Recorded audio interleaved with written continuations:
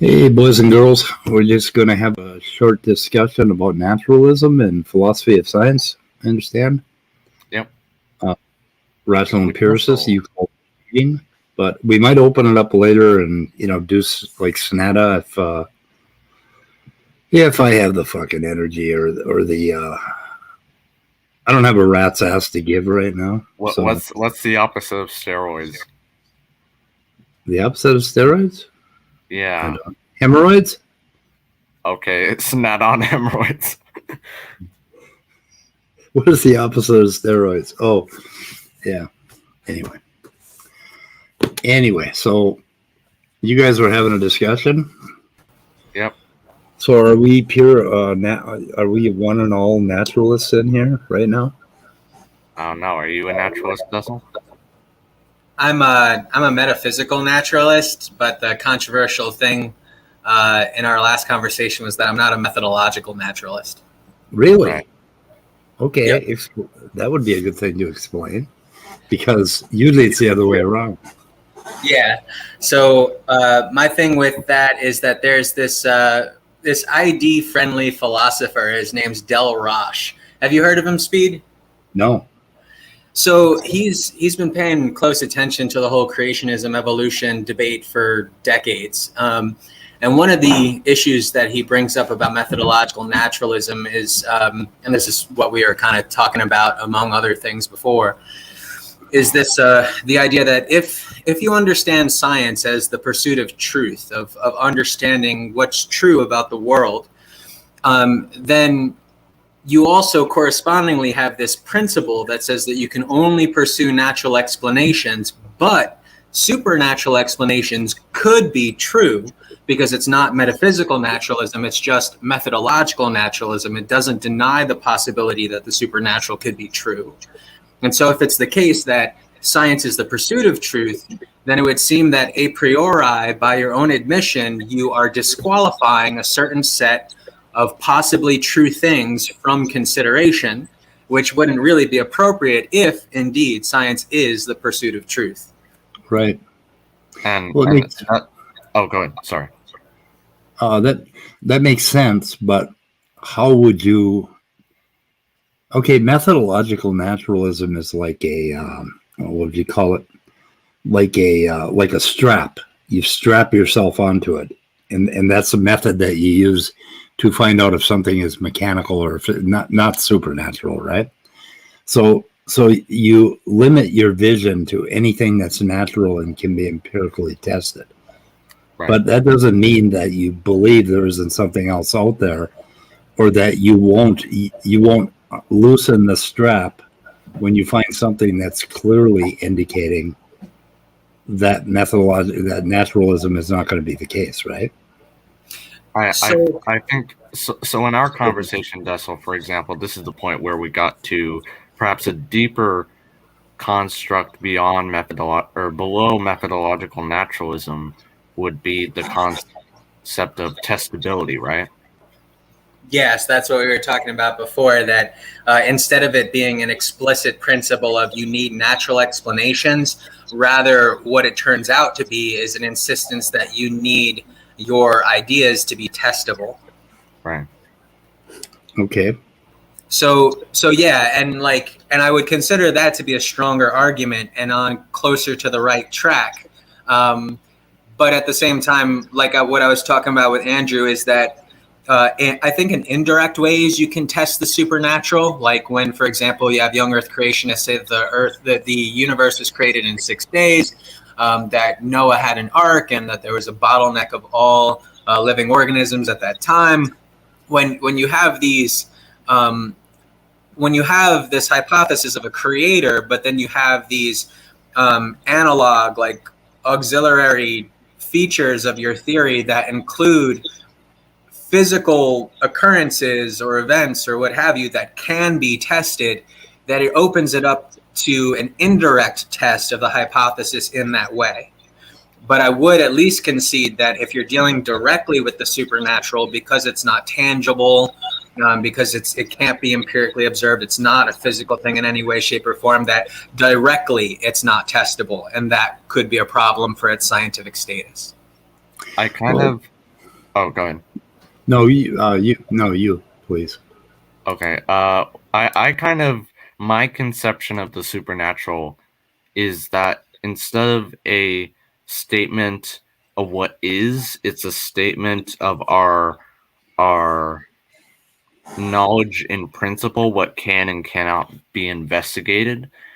So, for example, to me, something that is supernatural is something that no matter how hard we try, we can never know, for example, that something is supernatural, because we can't know that it can no longer be investigated. Because supernatural, by definition, is beyond natural, beyond empirical investigation. And so how would we ever know something, for example, is beyond that threshold? Well, do we have a definition of supernatural? I mean, I'm not very sure. Do we define it by example? Not a very. Yeah, I mean, like, you might be left with something like that, but even so, probably your examples are not very clear. I just want to, like, Immutable, I see him, he's asking me to send him the link. So Immutable, I basically kind of whined and complained to Speed, and he said he might open it up for a while, but he's sticky mad at you right now, so I can't send the link without getting in trouble. No link. But hopefully he's going to open it up in a little while, and if you want to jump on, then I was trying to talk him into that one. So yeah, I'm dying to get Immutable in here so that I can throw him out. Oh boy. Anyway, so I mean, like, the idea there about the supernatural not being directly testable, I think again that's a better criticism about the lack of scientific status of that idea, trying to use it as some kind of scientific theory or hypothesis, that it runs into trouble with that. So I could agree with that, but the whole thing about, like, insisting on natural explanations, the case that the ID folk have made against that principle, I find their arguments against it plausible. The one thing having to do with if science is the pursuit of truth was one argument, and then the second one being that ID hawk Stephen Meyer, in his book Signature in the Cell, he talks about the history of science and how various scientists such as Newton and others explicitly invoked God in their theories in the past to explain various phenomena. And so, like, if the question is, historically, has science actually been practiced this way of only exclusively going for the naturalistic explanations? Well, scientists in the past haven't always stuck by that. They've freely invoked the supernatural whenever they thought they should. And of course, I would say, as a metaphysical naturalist, that when they did so, they shouldn't have done so, and they were wrong for doing so. But do I consider that, in principle, to be unscientific just because it's supernatural rather than natural? No, I would have to hear other arguments, such as focusing on testability, to establish that for me. Right. I mean, like, to me, the concepts of natural and supernatural, I don't find them particularly useful, because me, as kind of a practical kind of person, I like to think of things rather from the top down, as going from what we understand to be this level of reality and kind of working upwards, if that makes sense, to levels of reality, if any, that are beyond what we naturally experience on our everyday lives, and that's kind of the part of the practice of science in that sense.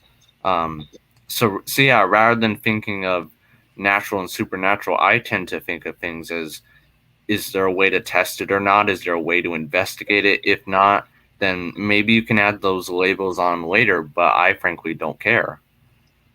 Yeah, but I think like a lot of supernatural things that people come up with are testable. And except for the rare one-off, there's a ghost and the only people that see it believe in it, right? That sort of thing. But like things like prayer, okay, praying, they can test that. And they have. And they found out that it was kind of like nil. And likewise, like paranormal investigations, haunted houses. Joe Nickel, got to represent Joe Nickel. He's awesome. I mean, I guess you can define supernatural as beyond our current understanding of the natural world.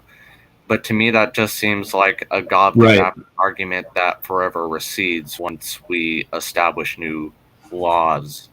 Like, well, yeah, out here we have this whole weird cosmology thing, right, around natural, and that almost sounds supernatural when you start to think about what the possibilities are. But when you're talking about supernatural, I really want people to tell me what in the hell they mean exactly.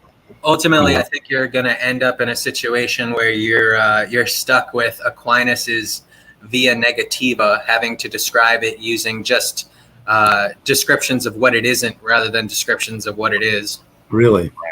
Yeah, via negativa? Yeah. He had that whole negative theology thing. A really good critique of that is found in George H. Smith's book, Atheism, The Case Against God. Like after the death of logical positivism and everything like that, there was still a critique available to skeptics as regards religious language. And I think that Smith really picked that up and ran with it really well. If you ever go through that book again, or maybe it'll be your first time around, I think he does a really good job discussing the problems inherent in the way that religious language is used, and not relying on any kind of neo-positivist understanding in order to establish that case. Yeah. So my bias, I guess, or my prejudice about this is that when people talk about supernatural things, they usually mean some kind of a human agent who is not natural doing something. So they're always talking about humans doing something, right? Right. And I mean, is there anything outside of that? Using via negativa, that sounds like Viva Las Vegas. Just as an aside, I had to ask: did you guys ever hear of Joe Nickel before? I don't think so. I think I have, but I can't remember. No. He's a well-known paranormal investigator. He did it his whole long life, researching when you guys see The Conjuring in theaters now, based on whatever their names are. What the hell are their names? I'm forgetting. Yeah. Crazy people. So those crazy people, he investigated those crazy people, as well as like the case of The Exorcist and the Amityville House and all sorts of other stuff. Appearances of the Virgin Mary, you name it. He's gone all over the world investigating various miraculous claims. He's a cool guy to check out. He worked for James Randi for a while. Yeah. So, if I may, did you want to say something, please? Well, I want to mention Leo's comment. Supernatural is generally given as that which exists metaphysically, externally to, and independently of the natural world. That strikes me as meaningless. So I don't have a problem with this definition, but I would just point out that how he says it exists metaphysically, externally to, and independently of the natural world. And so you see that what's given there is a contrast of saying that it's not the natural world, it's something else. that Right. ultimately, when you boil this statement down, it's not really telling us what it is per se, but it has to invoke its alternative concept of the natural in order to compare and contrast it. So it's allowing us to see what it isn't, rather than any kind of positive conception of what it is. So my problem with that is the use of the word external, which is borrowed from naturalism. For something to be external, there has to be some concept of containment or space. What else could external mean? So we have something here that's bounded, right? And we have the thing that's external to it. That's basically a naturalistic concept right there. Right. So if it exists externally, then it is what we are trying to get away from. We're trying to get away from naturalism, and we're saying that it exists externally, but we're using the idea of a container. So this is a container, right? Right. And we all know a lot about containers as human beings. So immediately, it doesn't make sense. It becomes Right. I mean, this is why I generally like to construe supernatural as something that is not just beyond our reach, but forever beyond our reach. Because the more we try to,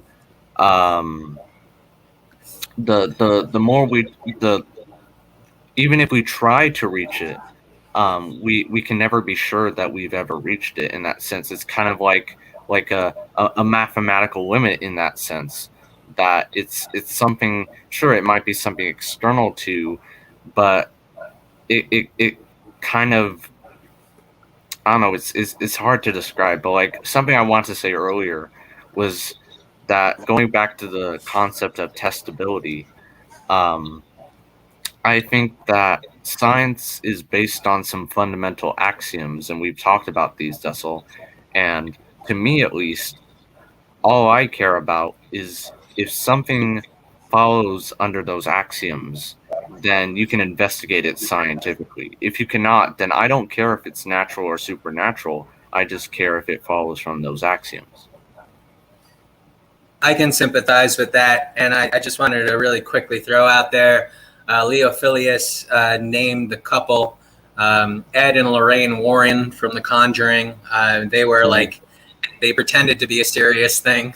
There's also a book, a free audio book available on YouTube that details their exploits from the perspective of some hardcore used salesman who's using every rhetorical device in the book to convince you that they're authentic, and it comes across as just ridiculously not authentic, like a total con job. And he also says that, quote, I said metaphysically externally to, not externally to. Don't equivocate what I said. So I guess what he's getting at there when he says metaphysically externally to, he doesn't necessarily mean like space, but he wants to focus on the whole conception of it being metaphysically distinct. Metaphysically distinct well, I mean, would be a even better in word. that sense, it's still going back to what it isn't, like you said, Dustin. Yeah, ultimately, it still is a negative way of understanding it, I think. Trying to draw a picture of myself.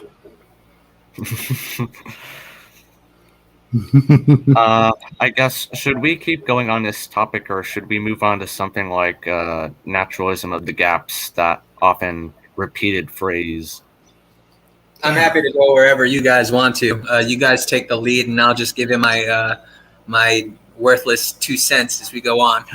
It's not worthless. Well, maybe the speed it is. Okay, we got a gap here. I have a picture of a gap. So okay.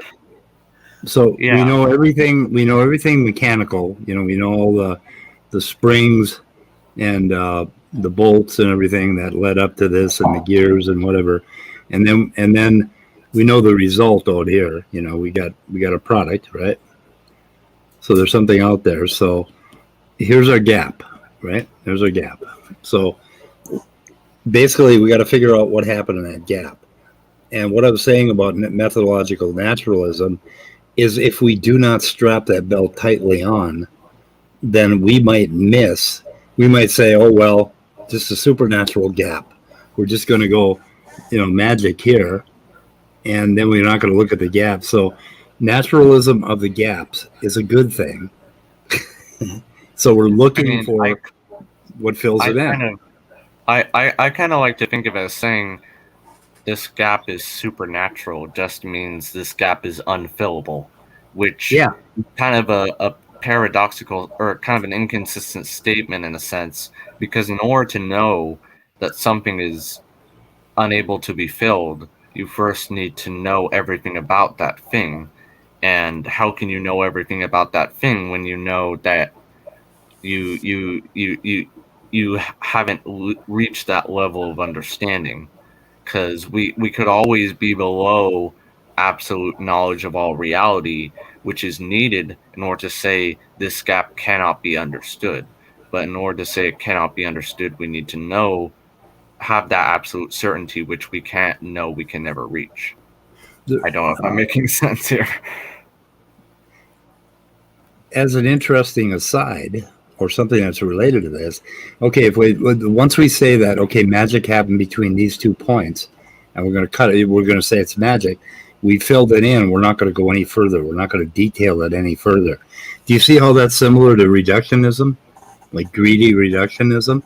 We'll just say, okay, well, it was just chemicals, and we'll say, that's the story, right?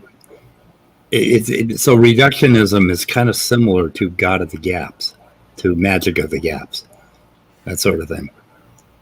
But naturalism of the gaps means that we have a gap, we're going to go hunting inside that gap, and we're going to come up with all sorts of little gears and mechanisms, interesting things.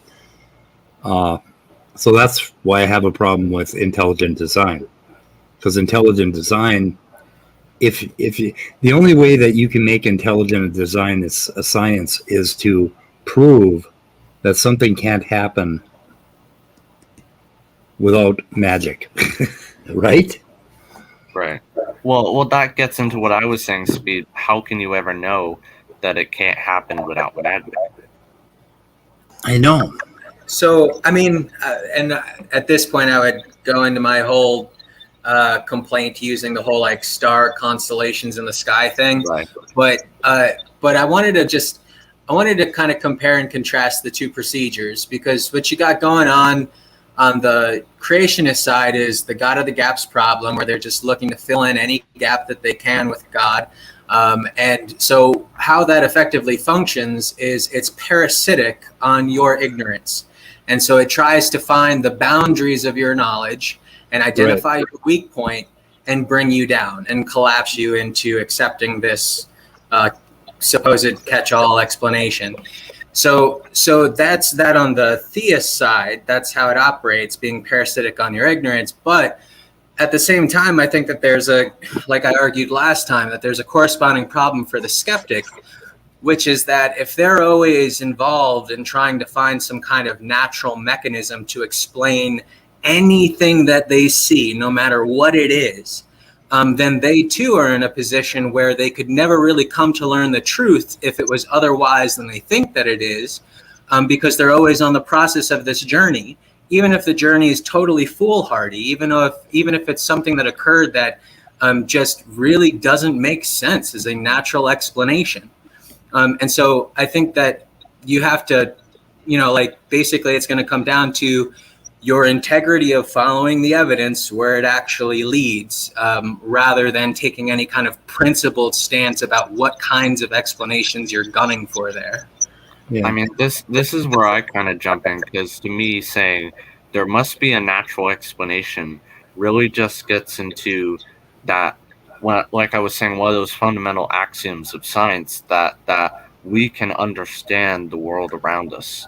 And to say that there isn't, or to say that there's something beyond that, in a sense, I think it just reduces, or saying there must be a natural explanation just reduces to there must be an explanation. And like I said, if you were to say that something like the stars arranging themselves is supernatural or beyond the natural, then what you're essentially doing is saying that's beyond our ability to understand, which conflicts with the purpose of science. Yeah. So I'm not so. I mean, like, go ahead, Speed. I'll go after you, but I'm gonna kind of try to get at that one a little bit. But go ahead, Speed. Yeah. Okay. Sean Carroll made the point that we have a set of phenomena that we did not understand 500 years ago. And then we found this scientific method or methodological naturalism, and we went after it. And one after another of these, phenomena became explainable, right? Some things that really surprised us. And we may have a couple left over right now today that we don't feel are explained, like abiogenesis and the mind, that sort of thing, right? But if we look at the past and we look at this progression, we could say that, well, it's been working out so far. So that's kind of why I think Sean Carroll is a naturalist, because science has cracked so many of these. I mean, there's a lot of these green ones, right? There's a lot of things that we've solved. So anyway. That's Jeff Lauder from the Internet Infidels made it a thing for a while to use the argument from the cumulative success of science, I think is what he called it, okay. Which is basically, taking a look at the history of science, comparing what explanations used to be theistic for various phenomena and what used to be naturalistic, and then just taking into consideration how many have become naturalistic, and rather than how many more, actually how many less have become theistic. And so, for using an inductive argument, betting that that natural explanations will continue to supersede theistic ones into the future, a kind of fun little name for that was called the rascal's wager. Betting on the naturalism of science because it's proving itself over time. Yeah. Yeah, I don't know. Let's. I guess. Go ahead, Andrew. I didn't know if you want to go, if Dessel want to respond to what I said. So yeah, because the way that philosophers that I have read usually understand the idea of a miracle is something that breaks natural laws.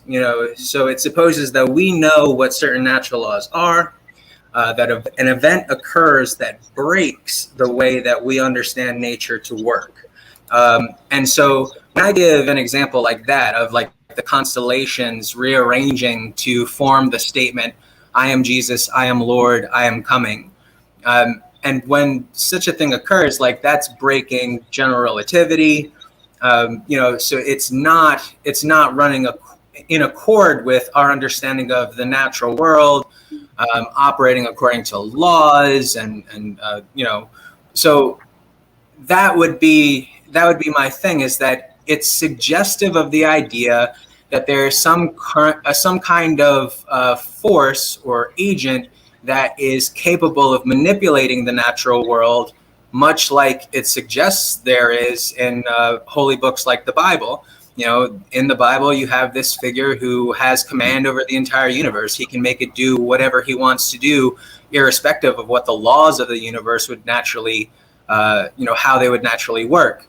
And so that's how I'm kind of understanding that it's, rather than it being something that, like you were talking about explanation. And so like, I guess it would amount to some kind of concession to you that our ability to explain it in any sensible way to ourselves, because it's breaking nature rather than conforming to nature in some kind of intelligible way, that it would be, it is guilty in the sense that you're saying, but in another sense, I don't think that it quite works as a rebuttal. Do you kind of get what I'm getting at there?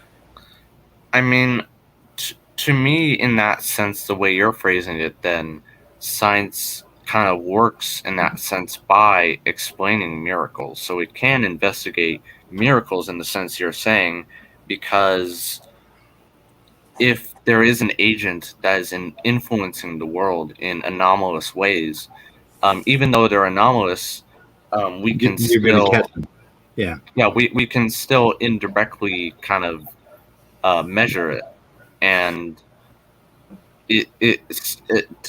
to me, it still kind of follows along that idea that we can, in principle, at least investigate this thing, even if it is miraculous at first.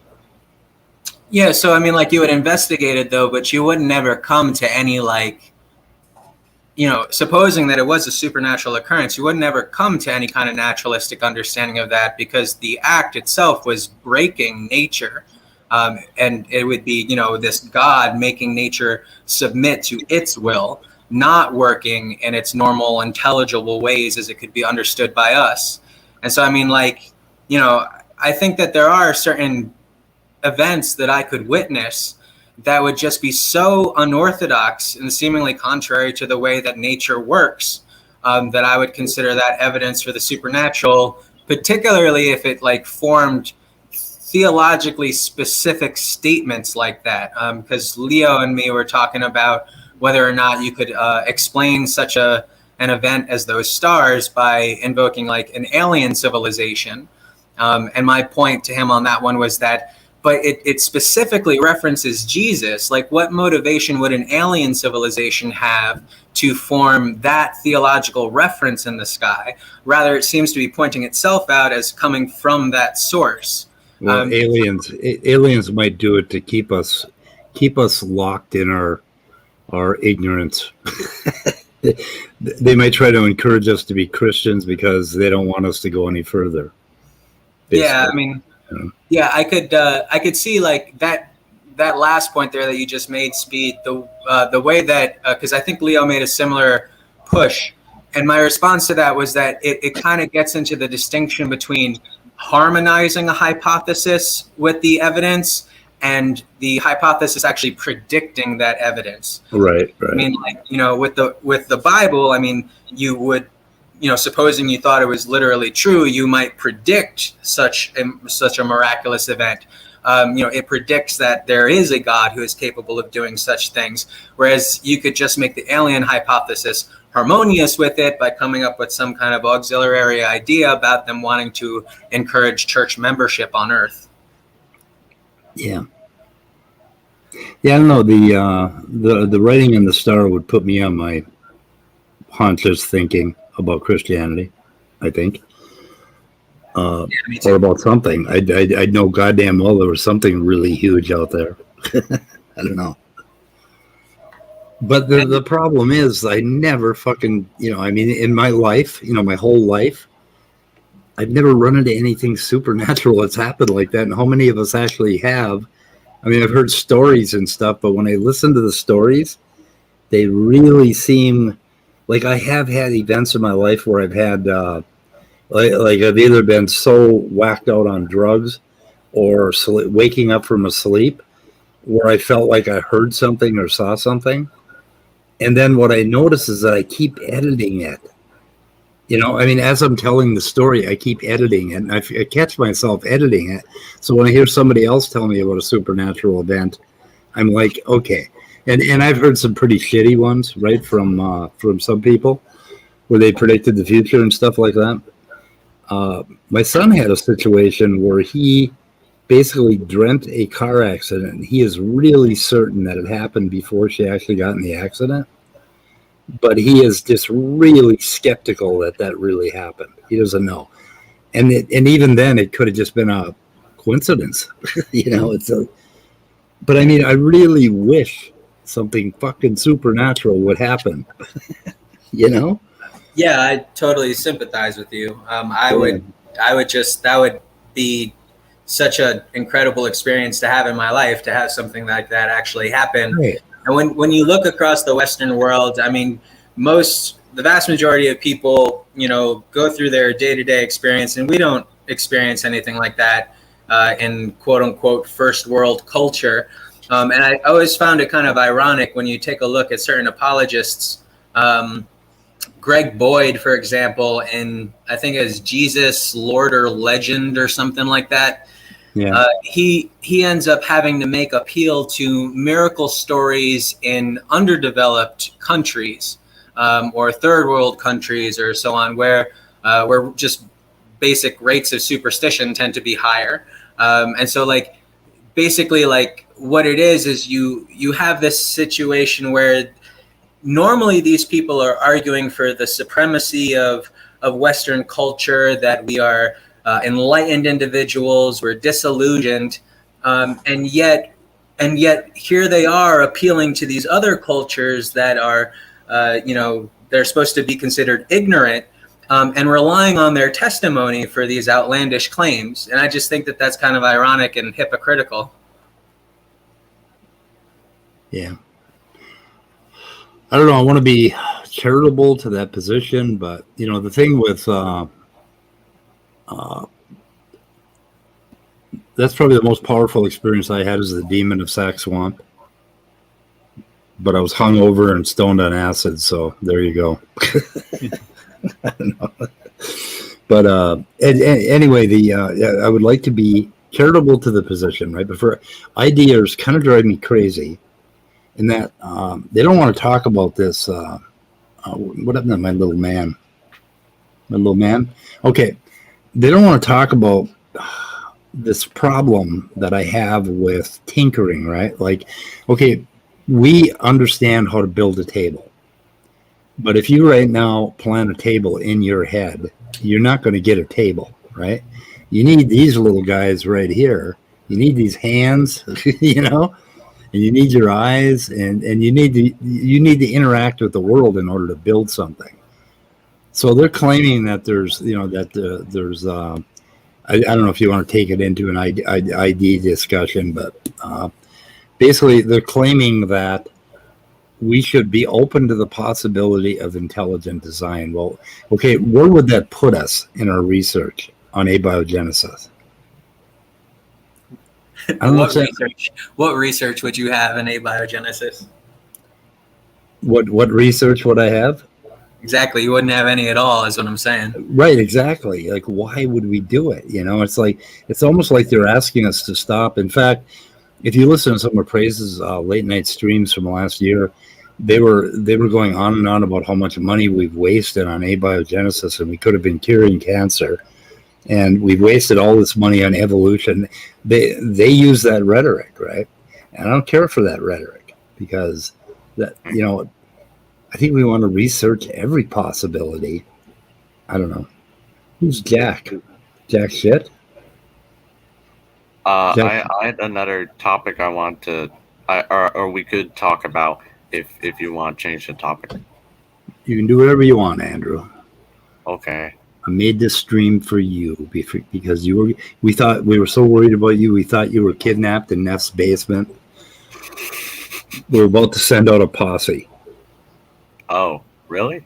Yeah, we're going to send out a posse. I didn't know I was that. You were that missed. You were that missed. Your absence was deafening. Thanks. Anyways, so Dessel, I think in our last private discussion we were talking about some of the philosophical implications of quantum mechanics, right? Yes. Have you heard of Bell's inequality and entanglement and all that stuff? Yeah, I'm going to need some refresher on Bell's inequality. Entanglement, I still remember thoroughly. With the Bell's inequality, that was testing for hidden variables and concluded that there weren't any. Right. Well, specifically to my understanding, the experiments with Bell's inequality showed that there was more correlation between measurements than could be explained by local hidden variables. So the possibility still exists that there are non-local hidden variables. And of course, by this, you have the concept of locality, that the properties of an object are confined to that object, in the sense the object is in a particular place and is not spread out everywhere.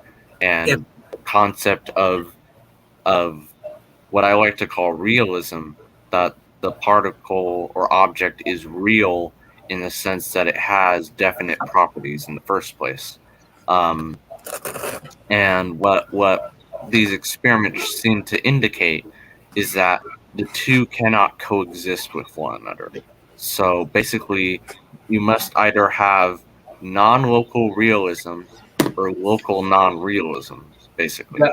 Yeah, and if I remember right, I'm pretty sure that non-local realism, where you're having action at a distance and entanglement and stuff, is the way that that Bohm goes with Bohmian mechanics. But as far as I'm not qualified to evaluate Bohmian mechanics, I just know that the familiar sentiment is that he ultimately failed in that. So I'm kind of optimistic about Lee Smolin and what he has going on, because he's looking for a kind of equivalent in terms of like a causal understanding of quantum mechanics, that Bohm sought, but just in a way that's more in line with the evidence that we have available to us. He wrote his book Einstein's Unfinished Revolution. I thought it was decent. It's very pop sci. It's very much intended for a general audience, but he explains the ideas pretty well. Right, and I mean, like, in a sense, these experiments are kind of showing that some of our fundamental assumptions about nature are kind of basically they can't coexist with one another, which is bizarre, because we tend to think in, like I said, in terms of local realism, that things have definite properties and those properties don't extend beyond the nearby space of that object. But according to these quantum experiments of entanglement, one of those assumptions must be false. And to me, I think local non-realism makes the most sense, because I kind of view the standard interpretations of quantum mechanics, to my understanding, as non-real but local. Do you know if I'm correct on that? So when you say that, you're basically saying that you're cool with the idea of action at a distance, action across the entire universe.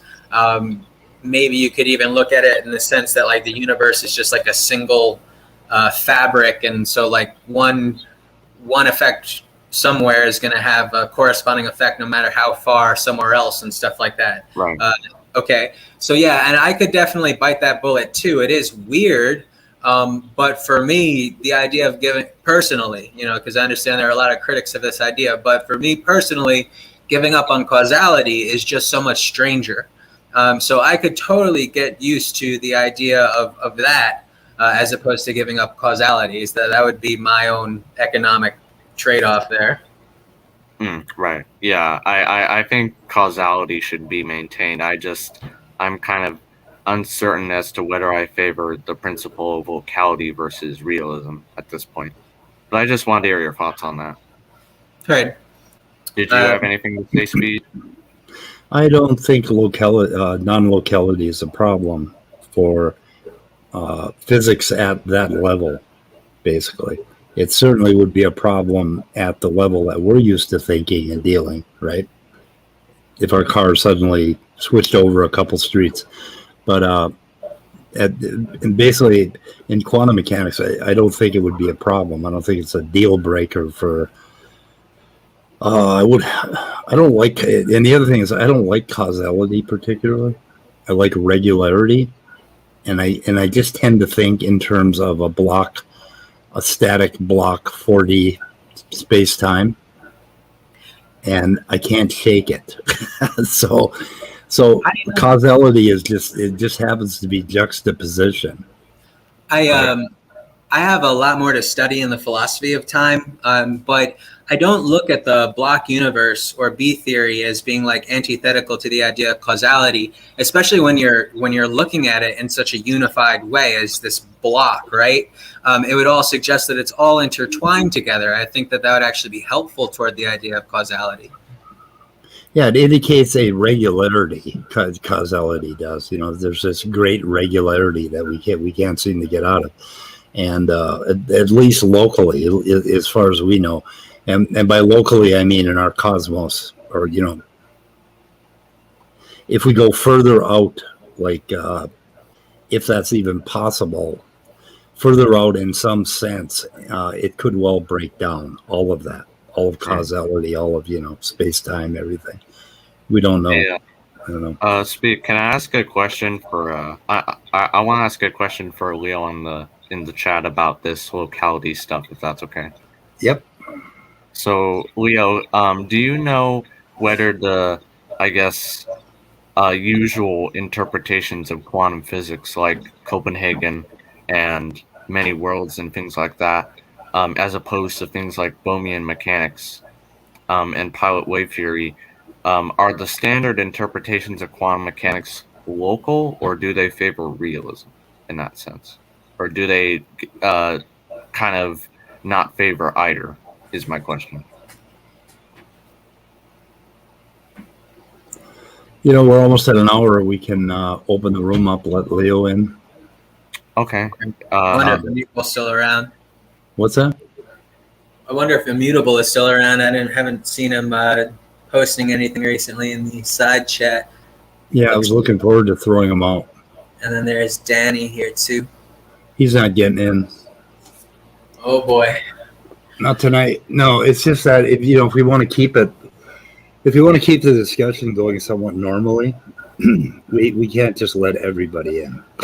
Yeah. It's going to just go to hell. So maybe we can set a timer for 15 more minutes, and whatever happens, happens. Sure. You got a timer? Not on me, no.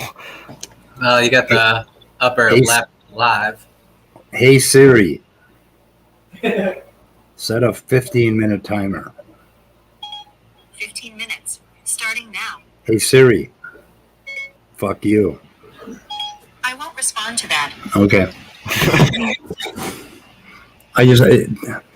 Siri pisses me off, so I just, I give her a jab every now and then. After Rational Empiricist left our previous discussion, the idea of scientism came up, Speed, and I know that you've gone over that to death with Leo and Immutable, but I just wanted to ask you, what is your definition of that term? Where were you coming from on that? That we can best understand anything through science first. Okay, we need a scientific framework to understand anything like agency or intention or things in our mind or anything else, including ethics, that we have to have a scientific framework behind it.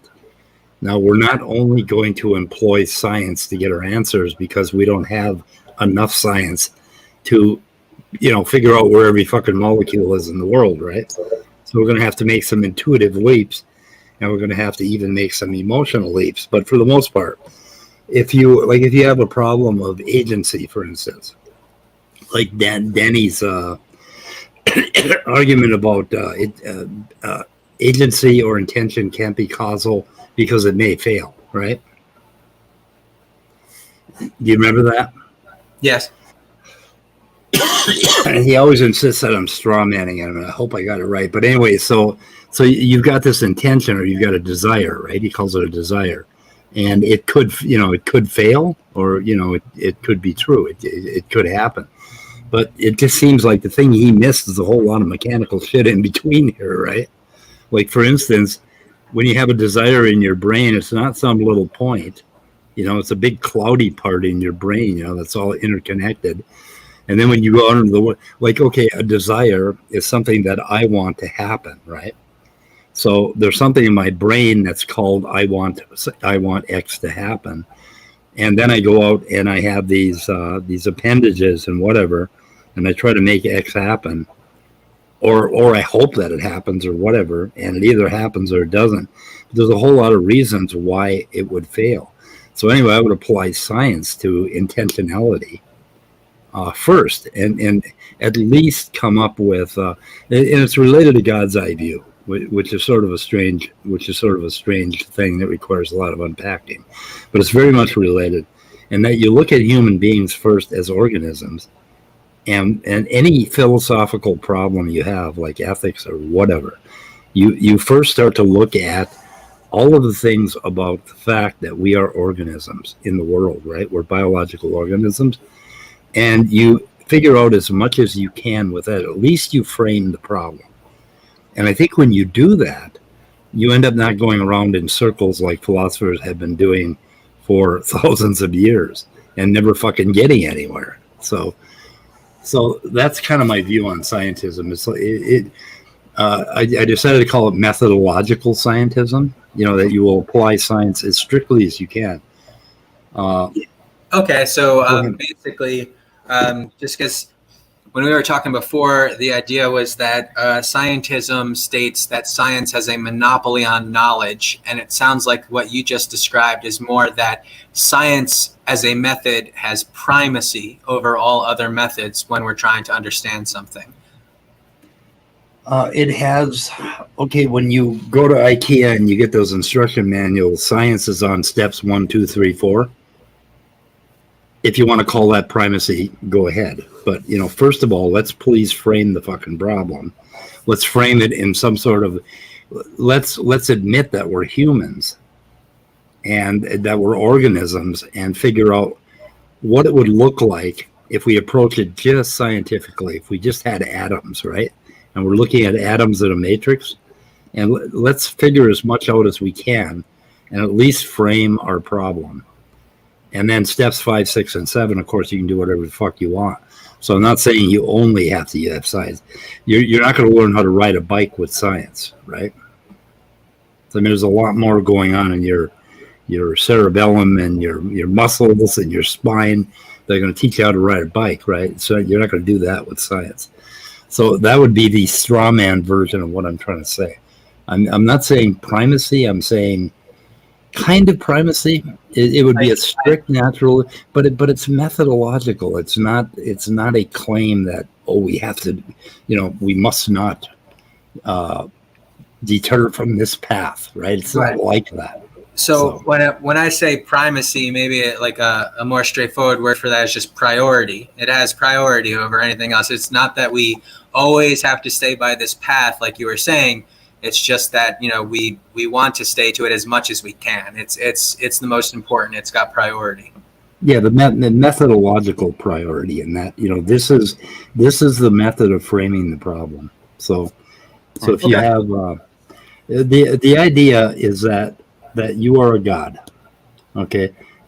Or a better word would be an alien.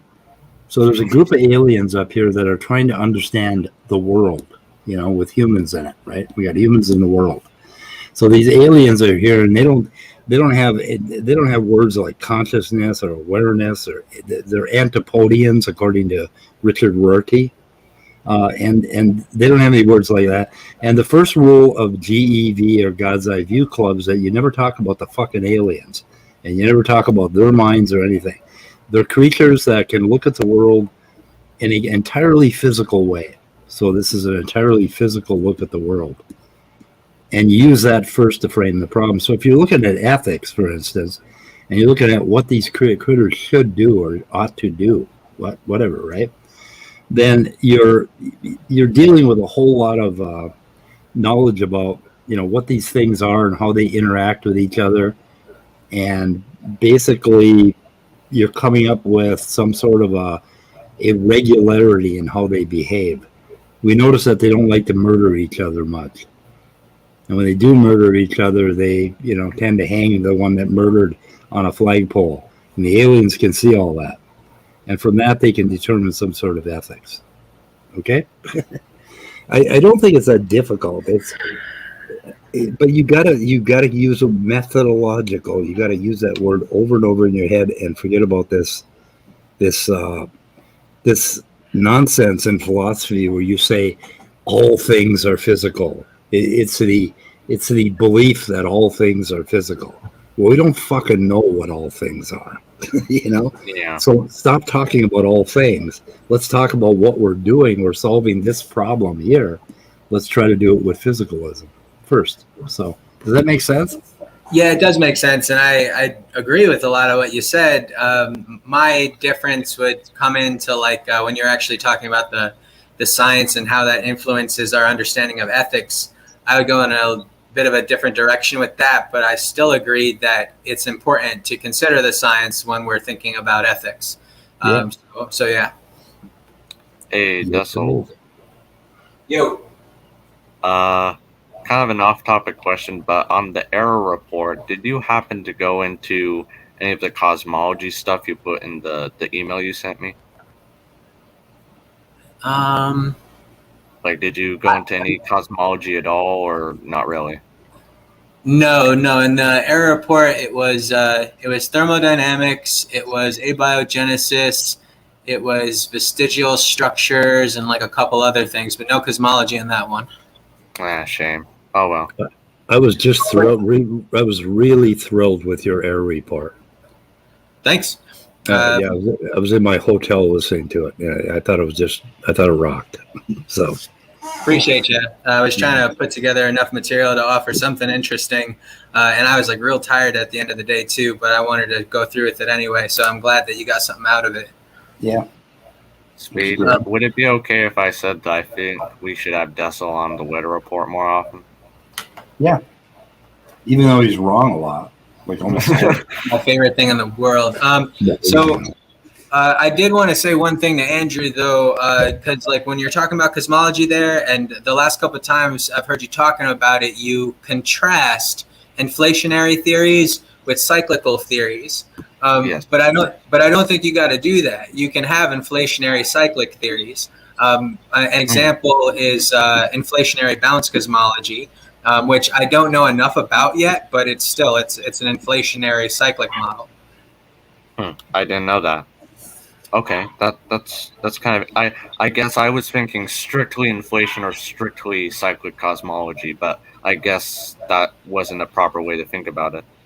I just wanted to throw that in there because you were talking about how you like cyclical models, and I do too. I mean, like, you know, that whole conversation about it either being a cyclical universe or a multiverse for me. And since you like cyclic models, I didn't want you to think that you had to be at odds with inflation, because I think that there's pretty decent stuff in favor of inflation too. There's still this book that I'm working through that was published in the early 90s, observational tests of cosmological inflation. And they go through a bunch of different predictions that their model made. And by the end of the book, vindicated, but I just have to go into a lot more of the details. Yeah, I mean, to me, like, it might be at either extremes, and it's easier to think about that way if you go with either extreme. But I guess at some point, probably the reality we will discover will have some aspects of both, but also some aspects that aren't from either. Yeah, you know, it's just from what I remember of the physics, because this is going back a while now, but the original cyclical model, like the traditional one, had to rely on the idea that the universe would collapse back in on itself, and that was dependent upon that parameter of Aleph 0, having to do with whether or not gravity was strong enough to pull everything back in on itself. And as far as it goes, even though I've seen some pop-sci articles hinting that there's going to be this revolution, or some new study has shown that it's not going to continue to expand, the current consensus says that it's expanding faster than ever. So if you're going to have a cyclical model, it probably is going to have to invoke some kind of foreign mechanism to make that work, because that traditional straightforward cyclical model seems to be pretty dead in the water. So did you ever? Oh, go ahead. Did you ever understand Penrose's idea that it keeps expanding, but then it expands in some new scale that becomes another Big Bang, sort of? Yep, his conformal cyclic cosmology. Leo linked me to an article recently that critiqued Penrose and seemed to critique him pretty hard, but I haven't gone through it yet. I've got it saved, and I want to go through it soon. I'm still hunkered down in abiogenesis papers. I think something we can probably both agree on, Dessel, would be that the patch of the universe we live in, our observable universe, definitely did have a beginning in some sense. But whether the larger extent of reality, the universe, or multiverse, however you want to call it, had a beginning is more debatable, in the sense that larger scale can have an inflationary pre-beginning, I guess, for lack of a better word, or a cyclic in eternity. But but we know that the patch we live in cannot have existed forever. If I don't know if I'm making sense in that Yeah, regard. I understand. I think exactly what you mean. The words that I usually use for it, though it may not be appropriate, I have to look into it a little bit more. But the words I usually describe it as is just a phase transition. If you're not going to look at it as some kind of like ultimate beginning, then the alternative would be that understanding it as some kind of phase transition of the material. So, that's how I would look at it, unless, like I said, there's some kind of like multiverse in which bubbles come into and go out of existence. Right. I think the fact that inflation, maybe eternal inflation, for example, and cyclic models, those processes both, in a sense, eliminate prior information as to what was going on. So we can only, at this moment at least, talk about what happened in our observable patch, but not necessarily what happened in the larger scale of reality as to whether that had a beginning. Like we can always say what happened after inflation or after the last cycle, if that makes sense. Yeah, my thing though is that there's still going to be, even though it's going to be outside the range of our like testable experience in terms of designing some kind of science experiment to test reality, I think that there's still going to be some like bedrock conceptual necessities in terms of like any theory being at base coherent. Like there's still going to be certain theories that eliminate themselves because they make no coherent sense. And this is where I start to bitch about the idea of nothingness, and that I don't think that shit makes any sense at all. So like, so there's still like, even though we aren't able to test that overarching thing, there's still going to be like a limited range of sensible ideas of what to make of it. Right. By the way, Dessel, this is a total aside. Did you find all the paper? I uploaded about 30 papers on ABio. Yep. So what I just recently did is I opened up your folder on abiogenesis papers, and John Perry also sent me a bunch. And so I have them all pulled up here as tabs on my Chromebook that I'm slowly getting to each and every single one. Can you drag them over into that directory? Let's see. I can probably put like a shit ton of them in private chat. Like in the directory that you're talking about. I plan to all the articles that I have basically, and upload them all to that. I will get to that pretty soon. Okay. Yep. Yeah, I'm using 30 gigabytes out of 2 terabytes, so we got room. So. For sure. Yep. Okay. Should we wrap it up? We can open the room. Word. I was just thinking, like, why didn't that timer go off? Because we did that at 46 minutes. No, it actually did go off. So. Oh, okay. I shut it off right away before anybody noticed. I'm so quick, like a bunny. Quick like a bunny. Okay. So, anybody have a problem with me opening it up? Do it. I'm probably going to drift off and go watch television, but I'll keep an eye on the board if anybody wants in or out or whatever. But, okay. Or if Immutable comes back and I get to throw him out, because really want to do that. Yeah, I'm probably going to have to leave in a bit, to be honest, because I have to check up on stuff, but I can stay for a little bit. Check up on stuff. Sounds intriguing. You got to go look and see if Neff's got a stream, right? Is that what you mean? No. Yeah. Probably not. Fucking know how you are.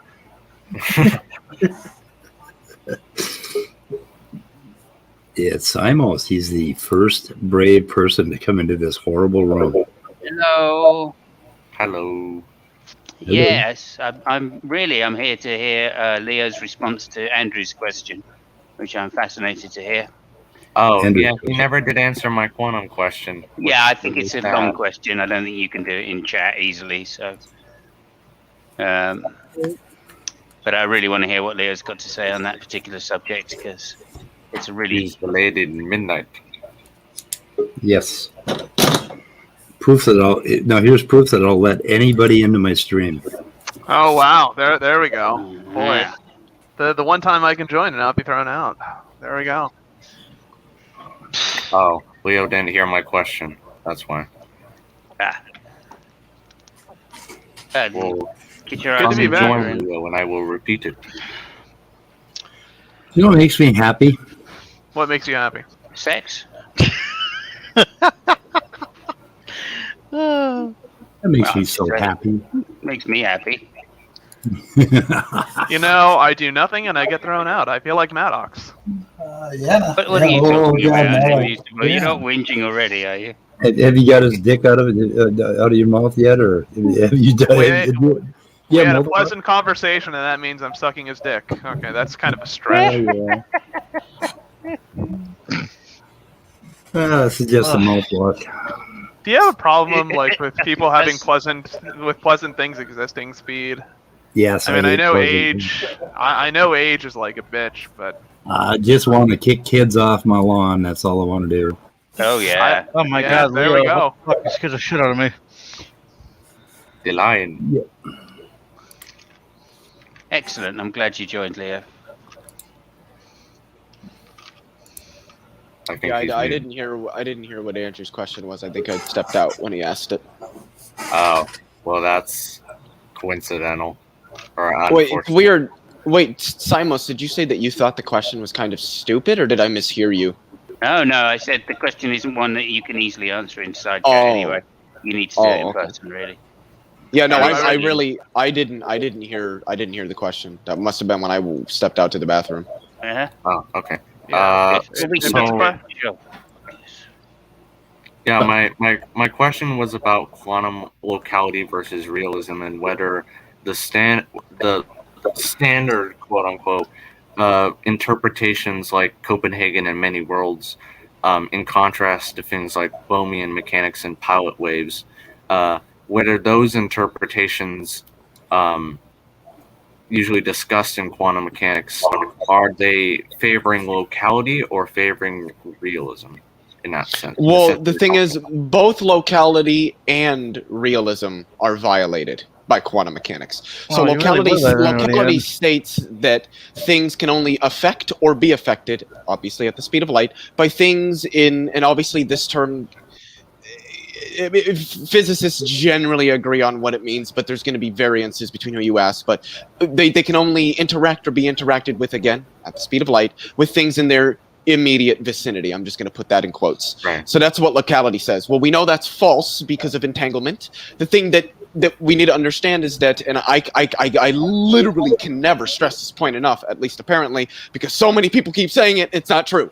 There is absolutely no physical information being transmitted anywhere to anything at any time in entanglement. That's not what it means. That's never been what it means. Put that idea, if you think that there's some actual physical communication happening, put that thought out of your head. That is not what's happening. It's not at all what's happening. I'm not going to get into the details of it because it's just not necessary. Realism, the word realism when it's used in quantum mechanics means something entirely different. So if I were to ask Danny right now, can you tell me what realism is? What he would describe is absolutely fucking nothing what realism is in quantum mechanics. Realism in quantum mechanics, or I guess in a sense broadly physics, means that for any system, the states that system has are definite and determinable prior to and independently of measurement. Right. Well, we obviously know that's not true in quantum mechanics. It's not that an electron does have a position, but we just don't have access to the knowledge about it. It actually does not have a position prior to measuring, or more appropriately, its position is smeared across a set of probabilities. We call that a superposition. That's how the position is defined prior to measurement. So both locality and realism are false. The violation of Bell's inequalities proved, no, I shouldn't say proved, but I'm going to use that word here because I think we all know what I mean when I say it, and that I'm not meaning it in the sense of logic or math. But the violation of Bell's inequalities proved non-locality, and the violation of Leggett's inequalities proved quantum non-realism. And inspiring philosophy tries to argue that that the violation of realism, that the realism as they're using it is the philosophical realism. It's not. It just, as I said earlier, means that when you hear realism, a state is physics obeys realism when the states of some physical system can be definite and determinable prior to and independent of measurement. So that we can determine where the moon is at, even if we can't see it in the sky. But we can't determine where an electron is at if we're not measuring it. That doesn't mean that there isn't like an electron. Well, there is and there isn't an electron there. There's an electron field there. Whether the field is actually perturbed prior to the measurement relates to the measurement problem. Is the perturbation in the field prior to measurement, or does measuring the field perturb it and give it properties? We don't know that yet. Nice. So, yeah, nicely said that. My conception of it was that pilot wave theory was non-local but real in the sense you described it, and that Copenhagen interpretation, for example, was local but non-real. Bohmian would be both local and real. There are local hidden variables, and because of that, there are actually there's a definitiveness to the states of quantum systems prior to and independent of measurement. So it would be both local and real, and this is why Bohmian mechanics is. I don't think I know of any physicists that would say that Bohmian mechanics has even really a chance of being rescued. Yeah, there's that's supposed to be on the outs. I know that there are still certain philosophers who like it, but I don't. I think the list. And I have a lot of respect for philosophy. Everybody knows that, but they're philosophers, not physicists. And I think even Danny would agree. There's a difference between those two. So I just wanted to say though, like, I really liked your description too, because when you clarified that there's a distinction there between like how realism is being understood within that framework versus realism in a philosophical sense, I think that's really important. So that clears up a lot of trouble that I might have. Yeah. Okay. Cool. Physicists would say that these things are still real in terms of realism in the philosophical sense. Physicists would say that because you would be very, very hard pressed to find a physicist that's not a realist in the philosophical sense.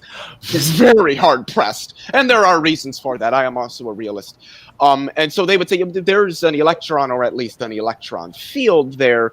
It just to say what is the position of an electron prior to measurement is as useless a question or as meaningless a question as what is the wavelength of blue north of the North Pole? What does that even mean? My understanding of it is that if you do measure the position of the electron, you lose all information about its momentum. Yes, because the eigenstate contains you can only derive information about position from the eigenstate. The eigenstate will not give you anything about momentum because they're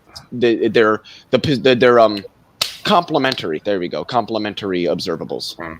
I think the problem with the Heisenberg uncertainty principle is that too many people don't know what it is. Well, like misunderstand it as photons deflecting off of them and their high energy causing it to disturb its path, when in reality it's just a consequence of what some people would call wave-particle duality, but would more probably just be how quanta behave. Yes, there's nothing about that that's wrong, but just to add on to that, at least the underlying concept in not really wave particle duality, sort of, but more in the uncertainty principle, it can be found. I mean, a lot of like sound engineers will tell you this when they have to Fourier transform from the frequency domain to the time domain. I'm probably gonna butcher this. It's gonna be way more simplistic than it should be, so forgive me, but the more information you have in the frequency domain, the less information you have in the time domain, and vice versa. And so we can take this concept and apply it to quantum mechanics. So if I've got a lot of information about position space, as it's called, I have like no information about momentum space, and vice versa. And you can Fourier transform between position and momentum, but you cannot know both at the same time. You can know this one, and then you can go into this one and know this one, but you cannot get information to make confident statements about both of those observables at the same time. You just can't do it. I think I've been a victim of pop sci literature because like it's horrible. Some of the things, bad. Like for example, I had already corrected the whole thing. Like, you guys talking about how Heisenberg uncertainty is inherent to the math. And when I went over Bob Eagle, Dr. Physics A, his lectures clarify that. And that's in contrast to James Trefle, who is using the whole like sensitivity of our measuring apparatuses rather than it being the math thing.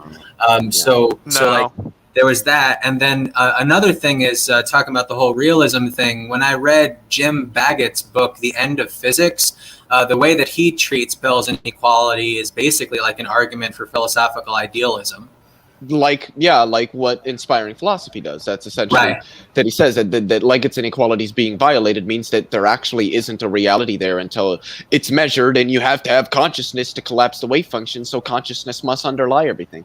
It's just a gross misunderstanding. And the thing is, with the one guy that you mentioned, the latter name, where you said he uses more of these conceptual tools rather than the technical ones, I don't think there's really anything wrong with that. It's just that when you're dealing with a subject like quantum mechanics, and both me and Immutable know this because we've both watched each other struggle to try to explain certain concepts of it without appealing to mathematics, which can be very hard because we don't have any other tool to understand this level of reality and to describe what goes on than mathematics. There is one and only one tool you can use to understand reality at this level, and that's mathematics. So to try to explain it without using that is like trying to paint you a picture without a paintbrush and a canvas. I mean, how do I do that? And that's why I always say, to be quite honest, if you want to understand, like actually understand quantum mechanics, you've got to understand the math. And I speak from experience. I tried throughout high school to understand what it was without understanding the math. I couldn't do it. Could not do it. Started understanding the math and these concepts. It was like somebody just opened a door. It just made way more sense to me. I could put the pieces together in my head and figure out, be able to say, okay, I understand what this phenomenon is now.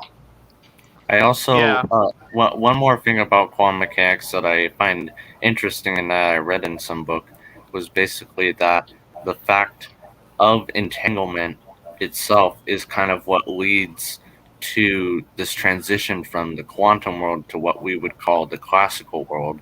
Decoherence, yes.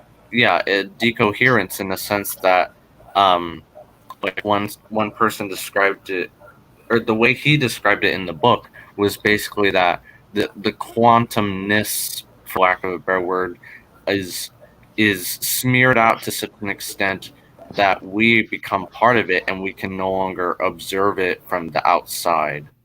A good way to describe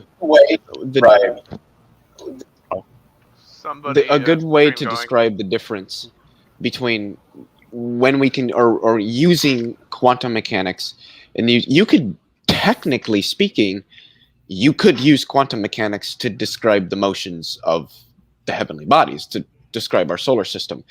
It's just that you would need a supercomputer that is twice that size and would probably end up collapsing in on itself into a black hole under its own gravity in order to run the computations of the requisite equations, because of all of the individual aspects of every individual state that you have to consider when you make those calculations. So if I want to know what's going to happen when water pours out of a cup, you can use something like the Navier-Stokes equations in classical mechanics, which really are very, very good for describing the behavior of fluids, and liquids are fluids. Liquids are fluid, I should say. So I would use that, but there isn't really anything quantum about those equations. I think there are ways that you can adjust them and apply them in somewhat of like I'll word it this way, since we're making up words here. I'm just following after Andrew. It's sort of like a quantum-y sense, but not like any meaningful degree. You don't need quantum mechanics. You could use it, but why? You have... I don't need to know the positions and momentums of every individual atom of water to know what the water's going to do when I pour it out of the glass. So why would I do that? Why would I not just sort of, what's the word I'm looking for? Not generalize, approximate over the whole system and just go with that and get perfectly fine solutions that help me to understand reality just as well as trying to utilize quantum mechanics to do this. That's really the difference. There isn't like a divide, classical level and quantum level. Everything is quantum. It's just there gets to a point where we as a species can take this convention we've developed, mathematics, and say, look, there are ways we can kind of fudge this a little bit, where we can just generalize over large aspects of, or rather many aspects of a large system, and really get the same exact, I shouldn't say same exact, but the same solutions to what the system is doing. Why complicate things? It's more of an Occam's razor thing than anything. We just don't need to complicate the mathematics that much to understand the classical level of reality when we can approximate. Well, and it's an argument of scale as well, because there's an argument to be made that, like, when you talk about, for instance, like the properties of water as a molecule and compare that to being a fluid, you can kind of run into this paradox of, well, water is a molecule. Yeah, I mean, it's a stark contrast. Water is a molecule that it exhibits a dipole because oxygen is negatively charged, hydrogen is positively charged. So you're going to have some kind of tendency for other positively charged parts of a water molecule to want to mitigate the charge that's being there. So it's going to exhibit some kind of elaborate, like, periodic or some kind of structure to stabilize itself. Yep. And that's not a Newtonian, and that's definitely not a Newtonian kind of level of description, because it's not moving randomly. But the thing is, right, like when you go into scale, like when you consider like a liter or a gallon of water, the fact of the matter is, like, at sufficiently high temperatures, the fact, like, that there's so much water, and the fact that, like, there's enough energy to kind of dissolve that conflict of interest, it mitigates that effect, right? You can ignore that effect for the sake of computation, and it doesn't. And the overall, like, result you get from including that in the description doesn't change anything. Exactly. Not to a significant degree.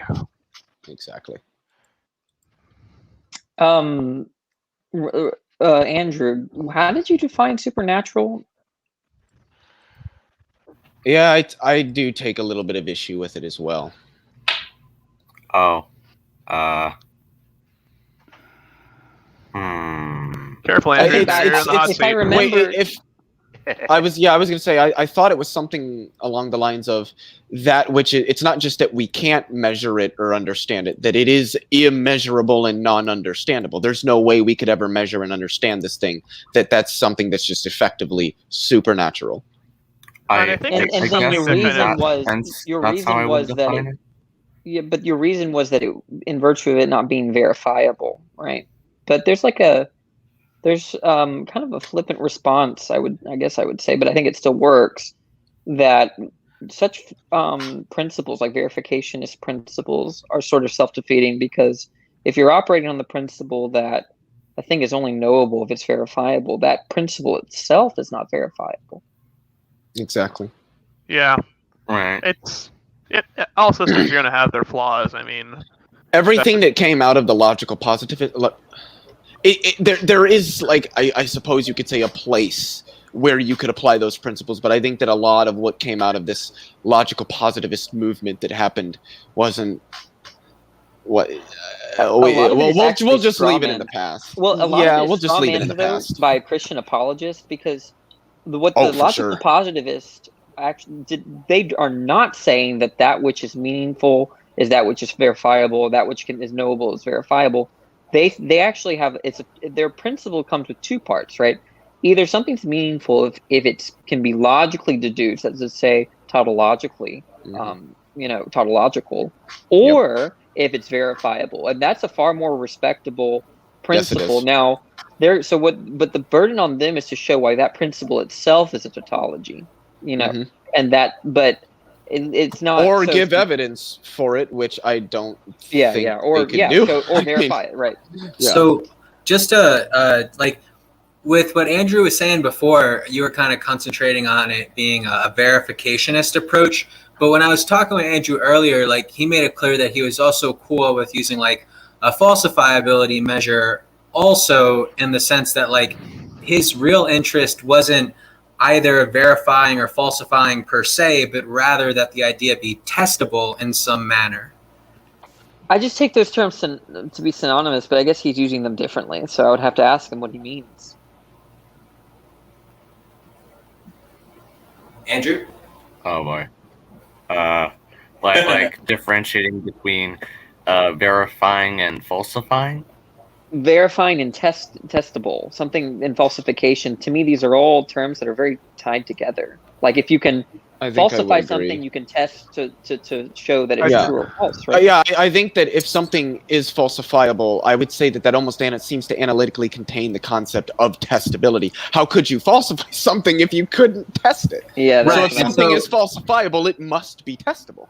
So I mean, like the idea there being that Andrew wouldn't necessarily be vulnerable to a critique of, the logical positivist or a verification criterion, because he's saying that it's not just verification, it's also falsification or whatever means that you have to simply test the idea, insisting that testability is inherent to a scientific procedure. It seems like testability has to stretch. You have to stretch it to like logically test or test arguments or something. If you're using it in that sense, then I don't have I have less of a problem.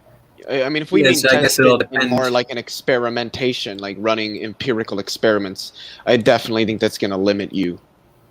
Yeah, I mean, I think verification as a principle, at least because people normally use it, kind of take it to be something like that's perceptible to the senses, whereas something like falsifying something can just entail like that there's a contradiction that rests like within the internal contents of a statement. Not in the philosophical literature. Falsification is in the empirical realm, right? Like it came from Popper in the context of philosophy of science, but the way that you sort of generate predictions is essentially from the meanings of the proposition, and those predictions can be then perceived or not perceived. Well, would you say that like falsifying X can be thought of like as equivalent to showing that X has an internal contradiction? No. Falsify does not mean can be shown to be false. It can be shown to be false in a particular way, namely. To empirical? Empirical means, yeah. So falsify doesn't mean you're just showing that something is false. It means you're showing something's false through particularly empirical means. But you can be charitable to people. Sometimes I hear it and I know what they mean. But if you're using it in the same playing field as testability or verify, then it seems like you're using the historical term rather than just some kind of term to mean can be shown to be false. Yeah. Okay. Yeah. I think that's pretty fair, because it's definitely true that that Popper was operating in that way and focusing on it being like an empirical endeavor where you're trying to falsify your hypothesis using a deductive manner. So yeah, I mean, like that's fair, I guess. I mean, like, basically the point being there that I just think that at least the way that Andrew was portraying it to me before, he was interested much more in principle with the idea of being able to test it somehow. And if we're going with science, I guess maybe Andrew meant empirically in particular, but that's going to come down to Andrew to clarify. So Andrew, I would. Oh no, go ahead. You might answer my question. No. I was just gonna say, I guess in a sense, test empirically, because that's the only way I can conceptualize. Answered my question. Yes, awesome. Yeah, I mean, I do think there are other ways that are in some sense more reliable if it can be done, like logically testing something to see if part of if a proposition entails a contradiction or things like that. But in which case, but if you're using that definition, then it is falsifiable, right? Like God, the omni-God, I think, bears a contradiction given the existence of evil, right? So it's falsifiable in that sense, right? Yeah. So you can test it. Danny, in that sense. Danny, at some point this week, I'd like to schedule. I mean, and we can have it on your channel if we want live, or if you just want to have private discussion. I'd like to talk with you about the problem of evil, because it's something I'd like to learn a little bit more about, and I know that's something that you are very interested in and have a lot of knowledge of. Yeah, that reminds me. As a Christian, and I finally succumbed to the argument. It took a lot of brain beating. I bet. Yeah. Yeah, I know how that works. Oh yeah. Yeah, I was actually Ooh. curious. I recommended you a metaphysics textbook I got it, and I ago. already read. I read the intro. First of all, that book is very well structured. It's like perfect for a classroom environment. What's the book? Metaphysics Introduction by Listen Nay, right? Yeah, I think that's that sounds right. I- Would I you had be a bit of a- willing to kind of like go over or like discuss like discuss kind of like key concepts in that? I mean, you're really well educated on that, so I think it'd benefit people to kind of. Yeah, I would love to. I was excited right when I got it. Well, first of all, you told me about it, and then I looked at the table of contents. I was very impressed with the table of contents, and then I went and read the introduction and skimmed the rest, and I think it's a pretty good read. Yeah, nice. So, It's a little hard do to you tell think- sometimes. So. Do you think there's a conflict, Danny, between Calvinism and the problem of evil? No, I think they still have a problem. Okay. I think, yeah, you would determinism, like, I guess, like, a lot of Christians think that libertarian free will somehow fixes this issue of evil, but there's two intuition Libertarian pumps. free will. I'm sorry, I have to laugh when I hear that. Yeah, that's You've got to been exist. for a while. Well, you know what's funny? You know what's funny is that if libertarian free will is actually a thing, then the people who argue for it most fervently would have to admit that another argument they make very fervently, that causality is a fundamental principle, must be wrong. Because if there's any sort of mechanistic cause to decisions that you make, then at least to some degree there's some sort of, I guess you could say, physical determinism present there. I think. Yeah, to you're some degree. absolutely right. They can't appeal to their reasons as explanations, right? So that's that, and the idea is. Go ahead, Randolph. I think that a lot of the Christians I find and debated with on this have, or had discussions with, have the libertarian free will. Probably what they mean by that is like full free will compared to their sense of free will being within the confines of what God allows. Libertarian free will to them would be without those restraints. I think that's well. Actually, they get clever with Molinism to try to reconcile William Lane Craig. Because the idea is that they think that it's compatible that you have a free action in a libertarian sense while God, like, being sovereign. And what they appeal to is God has knowledge of all the true counterfactuals of creaturely freedom and uses that when he actualizes a world without determining the actions. I only know about this because William Lane Craig argues for this. So he's, I think one of the most known theologians and philosophers on the subject. I think Molinism is successful, but then I think the problem of evil is far worse on Molinism, because then that just means God gets the world that he wants, right? Yeah, like he did have control. He Molinism. did have. Okay. Yeah. The idea is that it's from Molina. What's the guy's first name? Louis Molina. Yeah, there you go. Louis Molina. Yeah. What's the basic outline of Molinism? Okay, so the idea on Molinism. What's the basic what? Sorry, Randolph. I want to make sure I understand the question. The basic outline is this, right? The basic outline is this. What Molinists want to do is reconcile God's sovereignty and free will. They want to say God is in control of everything, but humans are still free in a libertarian sense, not in the Calvinistic sense that they're predetermined and yet somehow still free. So what they do is they say, okay, God has this all the knowledge of each possible world in which you use your freedom for something. He doesn't determine what you do in those worlds, but he does actualize which one comes into fruition. Okay. So God acts as a limiter to a certain extent. Right, exactly. They call it they call that limiter weak actualization, and they call an action strong actualization. So God doesn't strongly actualize your decision; you strongly actualize your decision. He weakly actualizes the which possible world becomes actual rather than just potential. But there's a problem with that. So it's like he's partly delegating. Yeah, there's a big problem with that, because that means he's picking which world he wants still. Right.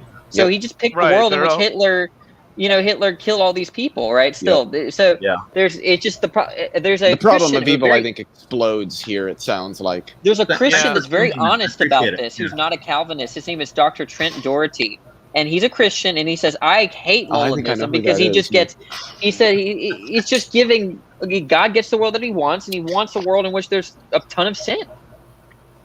Thanks for explaining that. I appreciate it. Yeah. Well, the thing is too, like, and maybe this isn't like entirely well thought out, but why would God, like, according to like my understanding of the story, which is far from perfect, what if God desired for people not to sin? Why would He create the potential for sin to exist? Right? The problem gets deeper. Well, really, I'm not going to go all the way, but basically, there's two. You can approach the problem of evil in two ways. Number one is you can say, look, there's actual evil, therefore God doesn't exist. And then the way sometimes that you just suggested is saying, hey, if evil's even possible, God doesn't exist.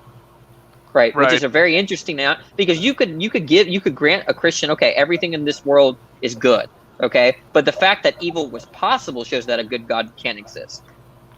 So can I jump in? I just wanted to say that a lot of theists I know, I think even the likes of Dr. Craig, would say at least something along the lines of God doesn't choose any evil that happens in the world. That natural evils aren't really evil, because evil would generally imply some sort of intention there. But natural evil is just a term referring to nature fucking us up. But they would say that evil is a choice of the humans that are doing it. God does not choose evil.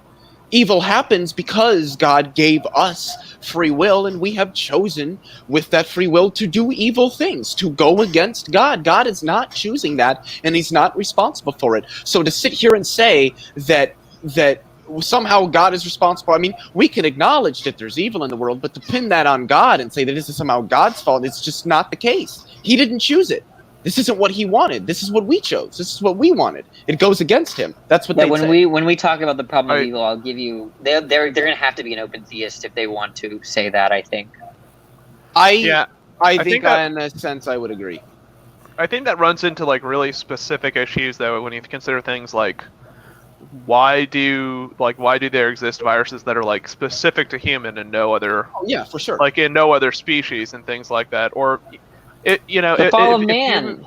The thing is, though, too, that's right. The first and original sin. That's what corrupted all this stuff. Yeah.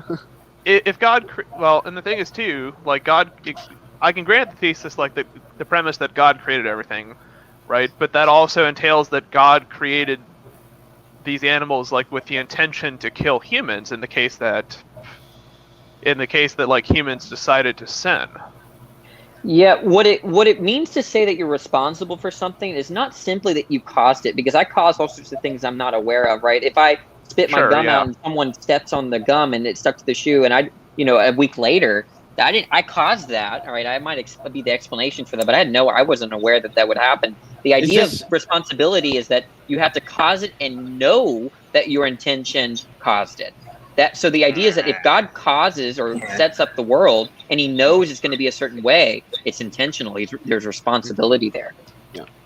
Well, right, but God is omniscient, so that's already. Yeah, right.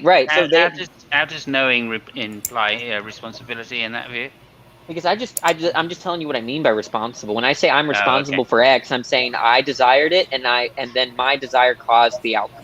Yeah, it's not. He's saying that it's not just that the outcome happened, but that the outcome happened as a result of my intention for the outcome to happen. And knowing that, that I knew I wanted this to happen. I knew this would happen, and I made it happen. I guess that's sort of a more simplistic way of putting it. But okay. And the thing is too. Okay, a word from your sponsor. I'm going to mute this, and if anybody needs anything, Immutable or Leo or Scott, text me. Can I ask why me, Danny, and Immutable were removed and nobody else? I'm very curious about that too. I'm very skeptical as to I'm just giving Speed shit. I know Speed's doing it just to fuck with you two were the people talking about that. Okay, the reason you and Danny and Immutable got and nobody else is, you notice how quiet it gets when I just take the three of you out? I mean, that's all I needed to do. If I had to go further, such a douche. I got a point, right? I got a point. There were effectively 3 of us that were part of the conversation, so it makes sense that we would be talking. Yep. I mean, we're not telepathic, so I'm sorry if like we have to talk to communicate. I'm sorry we're not like hive minds yet that can. But are you 3 like, always? Oh, I don't talking? want to be a hive mind. Oh, that would suck. Randolph, dude, what? Dude, okay, I'm sorry. When you're on stream, just put your hammers down. Crack a beer. Just relax, man. You don't have to. Just it's a Saturday. It's like not even 10 o'clock where you're at right now. I mean, almost, but not You quite. think Just, this just is work? relax. You think this is like work for me? No, This I'm is my just new fucking- hobby. Yeah. It's like that work. Shit. What are you talking about? Nah, But I was- you got it wrong. The reason I was sitting down here is to point out that calling the host a douche is probably not going to result in He a knows great I'm fucking outcome with for him. you. Yeah. He knows I'm fucked up with it. Yeah. That's one thing I like about Speed is that he kind of came from sort of a we stomp our own background with his friends and the people he ran around with, and I do as well. So An easier way to say that is he's got a thick skin. yes. He knows how to fuck with people, and he doesn't mind being fucked with himself, and that's what I like. I like being able to fuck with my friends. As long as it's harmless. If obviously there's a line there, but harmless fun. There's nothing wrong with that. I agree actually with what Mark Reed is arguing in the chat here. Let me see. Yeah, it doesn't make any sense, but that's typical for someone like Mark Reed. All right, Danny. Shots fired already. Well, We're- they just hang out. I'm sympathetic to the idea that you can still be responsible for something even if you didn't know that would be the outcome. Just in the sense that the outcome only was that outcome because of you. Whether or not you knew that was going to be the outcome, it's still only the outcome because you did it. But Danny, didn't you make a distinction between cause and responsibility? Yeah, exactly. The point is that I can cause all sorts of things and not be aware. I mean, when people say you're responsible for something that you didn't knowingly cause, they're saying something different. They're saying that you should you should revise your behavior or something. They're making a moral claim. Right? So, I mean, like, they can still mean that you should revise your behavior, but still hold you morally responsible for the outcome because you are the reason why it happened. That's like, that's how I see most compatibilist accounts of moral responsibility go, where, like, even if you don't, even if it's not your intention, it really doesn't matter because ultimately it's you that is causing the result. And so that's how they hold you accountable. Yeah, I take the success conditions for blame. That's another words, blame, right? I take the success conditions for blame is that if you accept correction. If you don't accept correction, I don't know what it means. I get that. I think that whether somebody's blameworthy is probably ultimately going to be subjective. So to them, they're not at blame, but to another, they are. Yeah, that does blame also involves. I think blame also involves a notion of intention, right? Like, did this person have an expectation that what they would do would cause suffering or injury or something like that? Because if they didn't, I mean, then it could just be like a spurious or random consequence of the event that wasn't predicted, or wasn't expected. I think it's also worth pointing out that I do, and Danny can correct me if I'm wrong here, but I do think he would probably be using different, at least slightly different connotations of the word blame and responsibility in this discussion than what the more colloquial, everyday offhand usage may be. Sorry, what was that? There are different connotations of responsibility. I just think that, like, in a political, maybe colloquial context, that responsibility carries a moral dimension. But I think that there's a broad sense of responsibility that really, look, I'm responsible for, starting my car, right? There's no moral dimension to that. And that just means that, like, I desired it and I turned the ignition was turned and I know my desire caused the turning of the ignition. That's all it means, right? If you're adding on a connotation of moral there, sure, right? So that happens. And I'm just saying that there's a very fundamental understanding of responsibility, and I outlined it. I'll be right back. Yeah. I did want to say really quickly, Andrew has to get going, and he would like to give some final thoughts. So I think we should give him the floor. I guess we'll acquiesce to that, if we must. Sorry, I was doing something. What? Final words, Andrew. Oh, okay. Yeah, wear your hot tail proudly. Huh? What? Don't worry about it. Tail proudly. Don't worry about it. Oh, okay. Do I need to do the thing before you say your outro? What thing? We have been midnight ranting on naturalism and the philosophy of science. No, we're not on Amy's channel. Now you better talk about Amy's stream. No, you know we're not on. Wait, Amy is she Newman's streaming right stream. now? Oh wait, is she? Her channel. You better talk about her channel. Oh, her channel. Yeah, if you're not Oh, subscribed yeah. to it, then you're just a fucking unbased little cook-pilled motherfucker. You know what's better than that is just simply sharing the link. Yeah, but I want You're people not- to feel insulted by not being subscribed to her channel. That way, they're more likely to. They're more emotionally invested in subscribing to her channel. Boom. I'm going to take a wild guess. I'm going to take a wild guess here that sales and marketing is not your strong point. No, it's not. Well, look, if you want to, you can become an entrepreneur just like John Maddox. Just look where that landed that's him. true. Yep. Living in my truck, down in a van, or living in a van, he's not- down by the river. That is How long have you been an extremely loose entrepreneur for? interpretation of Well- entrepreneur. Wait, You Randolph, know- do you mean how long has he been living in a van down by the river? Oh shit! Oh boy. Oh And fuck I Yeah, run- homeless I run people- two businesses. They're very persistent. I mean, Guys, the success Andrew is supposed to be giving. Oh, yeah.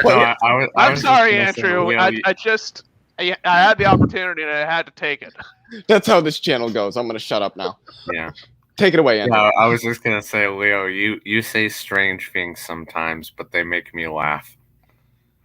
So I appreciate. Do you that. not know the lives in a van down by the river joke No, from Saturday Night Live with Chris Yeah, Farley? I'm familiar with that. no. I am a motivational speaker. I am 35 years old. Oh. I am divorced, and I live in a van down by the river. Look up Would "live it- in a would van it down by the river" surprise on anyone- YouTube. That was a pretty good imitation, Leo. It was. Dude, oh my god, it is It's so fucking good. dude. And at the SNL 40 when Melissa McCarthy redid it, oh, she did so fucking good. Dude, I was laughing my ass off. Anyway, go ahead, Andrew. Yeah. I'm back. Whoa! Holy. No, fuck, no, that's you're not. robotic. That sounded cool. Holy shit! Is it bad? Very. 1 second. Yeah. It sounds going like a full really, really, Megatron. really stoned robot. Like that's all I'm gonna say. Yeah, that was Yeah, awesome. that's pretty damn accurate. A was awesome. That really was awesome. stoned robot. That was cool. That was an awesome voice. Danny, I don't know what drugs you did when you were gone, but I want them. I'm sorry, Andrew. Go and don't stop talking. I know. I that's my fault. Yeah, I just want to say, like, this whole naturalism stuff sometimes gets me thinking. That's why I like to talk about it. And though my position may be, sometimes I don't understand my own position, to be frank. And sometimes Welcome I'm to trying philosophy. to. Right. You Yeah, should do the meta, Andrew. Maybe the term. Danny, you can't Danny, you need to refresh. You're gonna fucking kill me with this fucking. give me the drugs you took. I want them. Well, actually, people should get Danny to repeat certain phrases while the verse is working. It's bad. It's like Okay, it's like you but took borax like on. Stop, Danny, please. Danny, Please just stop. type. Just type. Danny, can you please say dear poor 42? Christ. Danny, can you please say 42 is the answer to life, the universe, and everything? 42 is the universe and everything. What? Can you say it Oh a my bit quicker, Danny? That did not compute. Danny, That did not can you say it? Can you say it about 30-40% quicker? Please. Can someone chat so I can do it Can somebody fast? put out so you can do it fast? Fast. Is that what you just fucking That's what he just said? fucking said. Oh my god! I Oh don't know my what the fucking fuck's god. going on right now. Oh, Anyway, this is- Andrew, please. Is this any better? Is this Yes. any better? There we No, go. no, Okay. that's much worse. We can hear you. I gotta hand it to Speed. He runs the best streams. For the Okay, past, Andrew, for the last just do 5 the. minutes, that You was should the just. most interesting thing that happened. Andrew, the question about naturalism is a metaphysical question, so you should do the metaphysics book with us. And you don't have to read it. We'll just Immutable and I will just read it and then like talk about it. Okay. Oh my God. Whew. I would like to join in on that with whoever's the one that's setting it up. Do you need me to send you a PDF of the book? If yes, I would like that. Just let me know when you guys are discussing that. Yeah, no, Andrew, just go. Do you know, Leo, our philosophy of Danny. math video has like 1,000 views or something. Shit. Really? Good. We need to continue. We need to continue that actually. I feel like I'm much more well equipped to handle it. Andrew, please go. Please. I can't wait till you guys hit know. infinity. I have a problem with this. I just wanted to say thank you, Dessel, and Speed as always for letting me have these conversations, and of course Leo for talking some quantum mechanics with me, which most of it I don't yet understand. Like you said, I don't understand the mathematics of it. I'm trying my best to. Oh, well then, Khan Academy. Khan Academy? Yeah. Oh, okay. Yes, I'm telling you right now, Khan Academy. He's got stuff on trigonometry, pre-calculus, calculus, differential, integral, multivariable. And I mean, it's not like university level technicality, but there's little quizzes you can do. And I like Sal's teaching method personally. Sal Khan, who obviously runs Khan Academy. Right. And they're little short video. The calculus one, since it's more advanced, videos get a little bit longer. Some of them get up to, maybe 15, 17 minutes. But usually about, I'd say maybe somewhere between that 8 to 12 minute is the average for the videos. To the point, you really ought to check out his stuff, especially with any areas like math that you want to know. His math stuff is just fucking phenomenal. Cool. Yeah, there's some good. Yeah, there's some. There's a really crucial aspect that's not always emphasized. That's not always emphasized with quantum mechanics, and that sorry, Leo, does that mention Gödel's incompleteness theorem or not? Well, didn't you remember me on Amy's stream? I held this book up. No mention of Gödel's incompleteness theorems. Thank you. It's always got to be said when someone holds a book up now. I mean, it's. I know. It does. It's the joke now. Look, I think some of the books I have could serve as like lethal weapons. But does this koozie mention? Nope. I'm sorry. It does. Shame. Oh, that's a surprise. Shame. Yep. Yeah, but if you're going to understand quantum mechanics, and not all, like for instance, as a chemist, and it makes sense that I didn't have to learn this. If you're going to try and understand it, one thing you need to understand is linear algebra. Yes, which you can't is not get away that hard. with. It's not that bad, but some of the cons. I would say it's more conceptually difficult than it is anything else. Yeah. Like some of the concepts take a minute to handle. So Andrew, well, first off, I wanted to say, I was checking out my little periodic table I have here. No mention of Gödel's incompleteness here. Shame. Wow. Anyway, Andrew, I know what the fuck was whatever the fuck his name is. Was it Mendeleev or something like that? I can never remember who discovered that guy. What the fuck was he thinking? Gödel's incompleteness theorem. Why doesn't he have them? Why doesn't he have them right down here at the bottom where they should be? What the fuck? Anyway, Andrew, how good are you with linear equations and linear systems of equations? Like why slope, intercept, point, slope, all that stuff, I would hope decent at it, if I'm understanding what you're talking about correctly. So I'm not asking you to actually do this right now, but if I gave you like 13x plus 6y equals 36, could you put that? Would you be able to put that in like point slope form or slope intercept form? Yeah, I think so. Okay, because that was standard form that I gave. Yeah, you should be good. Because linear algebra is just like taking some concepts in calculus and then taking those concepts of graphing things and putting them together and seeing what it's really the algebra of that. The algebra of lines. Linear algebra. that's what it remind is. me of one more quick question I had for you, Leo. It's not on quantum mechanics, but it's more about cosmology. And its relation to general relativity, or the math of general relativity. Hit me. Okay. Air punch. Oh man. Oh, that's a hard right there, buddy. Oh man, actually, from the side of my face that'd be a left hit. What the fuck am I thinking? Bruce Lee would be. I hit so hard I messed up with your left and right asymmetry. Yeah. I went my eyes crossed, man.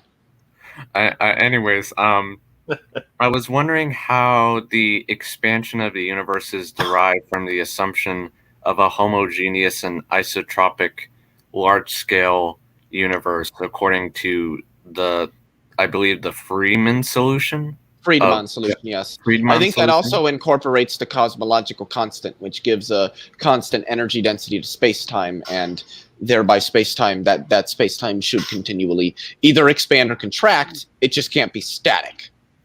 Right. I guess I was just wondering, is there anything specific about that assumption of homogeneity that leads to a dynamic universe, or is there an intuitive way to understand it? So are you asking whether the fact that the universe is homogeneous plays into its expansion in any way? I guess so, yeah. I don't think so, but I could be wrong on that. Yeah, I can't imagine that the fact that the universe is homogeneous and isotropic gives anything to the expansion of space-time or to the reason that it's expanding. But like I said, I would agree. I could be wrong on that. I don't think I am, as pretentious as that might sound, but I could be. I don't think it does, though, from my understanding.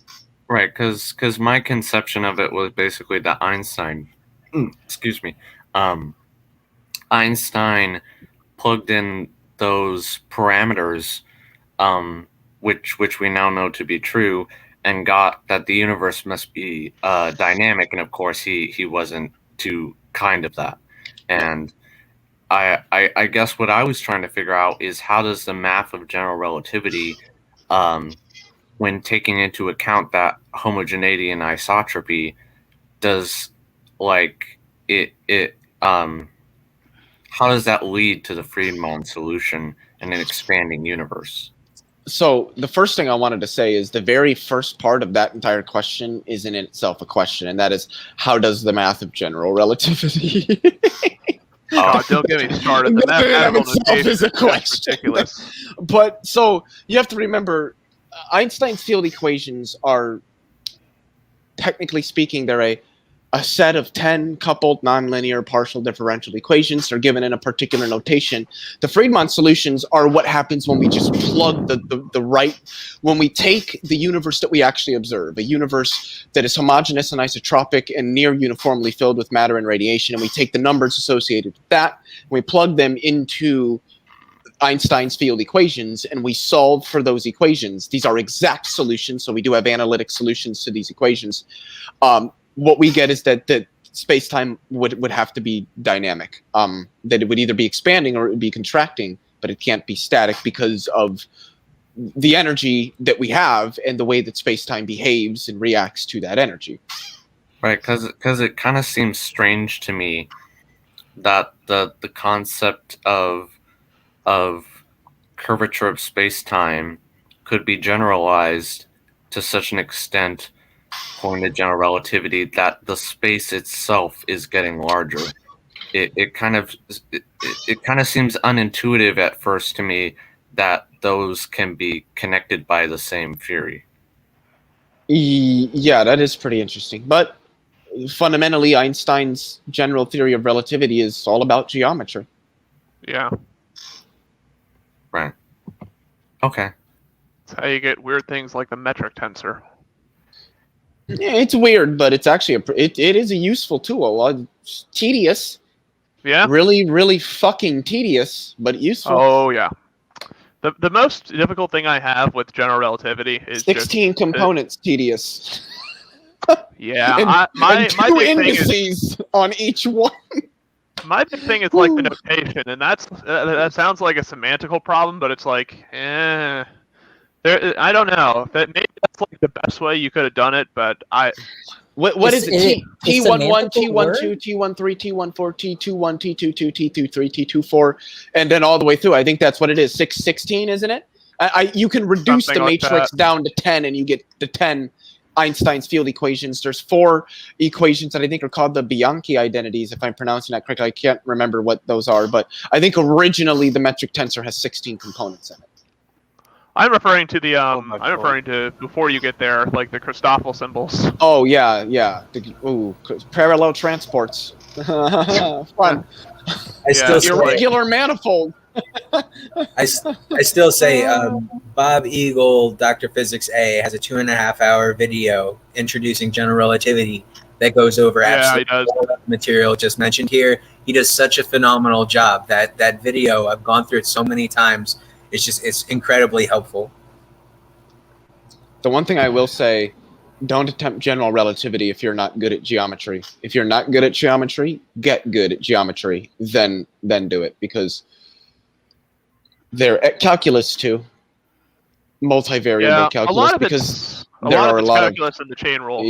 Yeah, there are a lot of multivariate functions. A lot. Infinitely many. Because it seems incredible to me that the math can be so difficult and nonlinear that a unique solution is given its own name, and that seems kind of incredible to me.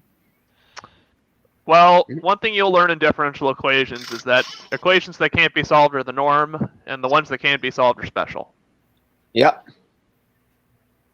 We can't solve this equation, sir. So fucking... What did we learn yesterday? All right, what did we learn yesterday? You start. Okay, so you've got this situation here. All right, and you know the exact solution to this one. Okay, you start there. Great.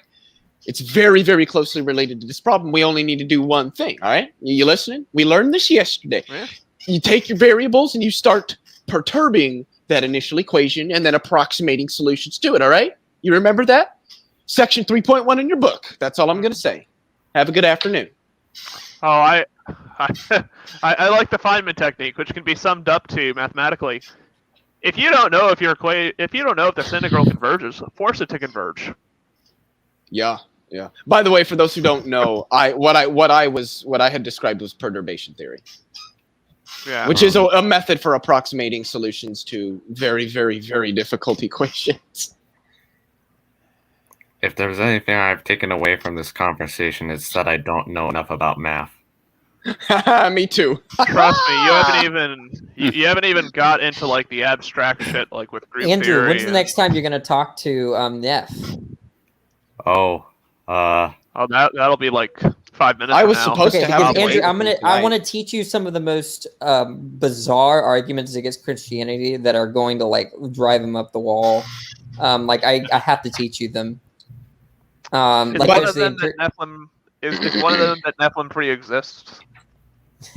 He's probably. I did want to say really quickly, just because Immutable brought him up, that I can't remember what it was in reference to. It had something to do with, I think electrodynamics. You might have heard of this, Immutable, and I'm very much paraphrasing what Richard Feynman said, adding quite a bit of spice to it to make it extra, give it a little kick.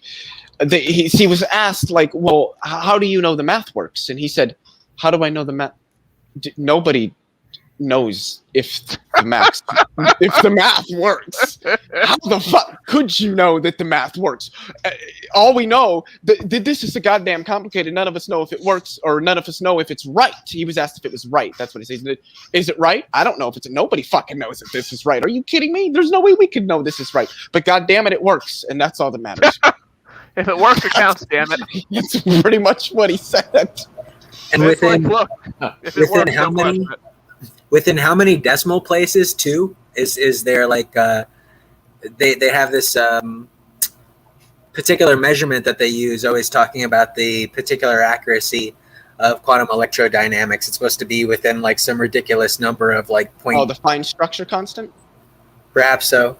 Yeah, the fine structure constant is the constant that essentially forms the foundation of I think I'm safe in saying electroweak interactions. Yeah. Not just electromagnetism. Okay. Hey, Leo, I have another challenge for you. Hit me. And this is also why they say that the fine structure constant is more fundamental than the speed of light. Yes, that is very true. Okay, hit me, Andrew. So, Leo, I want you to describe the essentials of quantum field theory In Oh, 3 boy. sentences or less. In 3 sentences or less, the essentials of quantum field theory. So, number 1 is that. What is it? Oh God, I can't remember what it is, but they're replaced by self-adjoint operators on it. So, phase spaces and observables in a phase space are replaced by what are called surjective bounded self-adjoint operators, or just Hermitian operators on a Hilbert space is number 1, i.e. you quantize the field. Number 2 is that Poisson brackets are replaced by, oh fuck, what is it? I literally just watched a lecture and he went over these 3 by Tobias Osborne like 2 days ago. Holy shit, it's a really good lecture, by a lecture series, by the way. Poisson brackets are replaced by, oh my God, what is it? I'm not going to remember I don't remember all 3 of them off the top of my head, but I could, if you give me like 3 minutes, I can figure it out. I'm surprised you know any of them, so that's something. Is it okay that I have no idea what you just said? Trust me, Andrew, yeah. you're not alone in that endeavor. I still don't fully understand what a Poisson bracket is. All I know is they're very important in classical mechanics, especially Lagrangian mechanics. I think they can be used in Hamiltonian mechanics. Are they immutable? Are they is a Poisson bracket a matrix? No, it's not. Or is it? No, I don't think it is. I would also add that I was expecting a description of particles as excitations of fields. Perturbations. And you went to math stuff that I haven't even heard of yet. Well, yeah, because those are the 3. Oh Lord, I think it's actually he lays out 4. Let me scroll through. I'm sorry. I've got to do this now. I've got to figure out what it is because I'm mad that I can't remember it. Yeah, you get that. And it's like, all right, nope, we're dropping everything. Quantum field theory lecture 4. I think this is the one.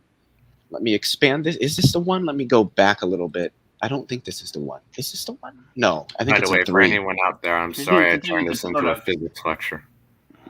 That's 2. Not your fault. Actually, it's junctions or something. 2. Why? Wait. Hold on. What did Andrew just apologize for? Turning this into a physics lecture. No, don't ever fucking apologize for that. We're just weeding out the people who never listened in school and who, I'm not going to use this and there's no reason to learn it. And I always said to those kids, of course you're never going to use it because you have that mentality. The smart kids will, though. They'll use it. Here we go. I think this is the one.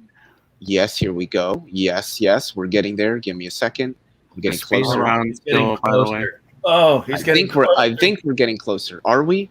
Hold on. Are we closer? Keep going. Okay, he's going over symmetries and Noether's theorem. He's reaching which the is very climax. important. It's got to be in here somewhere. I think, is it towards the end? Maybe it is towards the end. He's about to burst. Yes, here we go. Here we go. The first one. The first one is functions on a phase space are replaced by state vectors in a Hilbert space. Yep, that makes sense. Which state vectors, what you would say is a state vector is acted on by a particular type of operator who is what is its own, the matrix representing that operator is its own conjugate transpose, which is where you transpose the matrix about the trace or the primary diagonal and then take the complex conjugate of all of the entropies. Entries, and that is called the conjugate transpose of a matrix. And if you do that and you get the same matrix, you have a self-adjoint matrix, I believe. And when you apply that to an operator, you get a self-adjoint operator or a Hermitian operator. Wow, that sounded exciting. And those operators are what correspond to observables. So you would, if you wanted to know what momentum was, you would use the momentum operator, which I don't know what that is off the top of my head. You know, I'm very glad. Yes, I do. It is. I think it's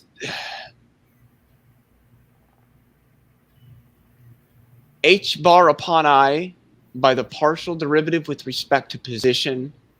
I think is the momentum operator. Yes. Yeah. h bar upon I by the partial derivative with respect to x. Yes. Can I just say that that's very irritating? What? The fact that they put I in the denominator. I know.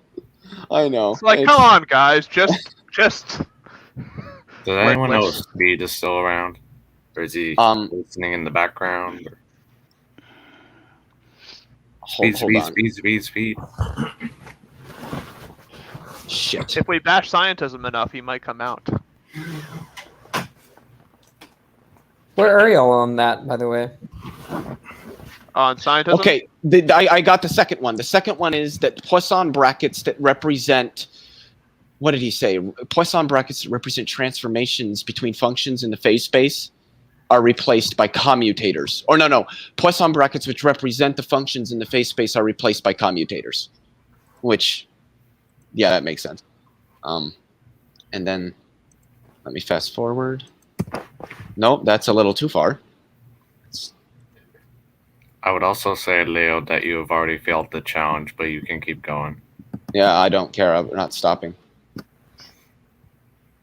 Oh, fuck. I missed it. 127. Let's go back. We're not stopping. Now you're talking like a string theorist.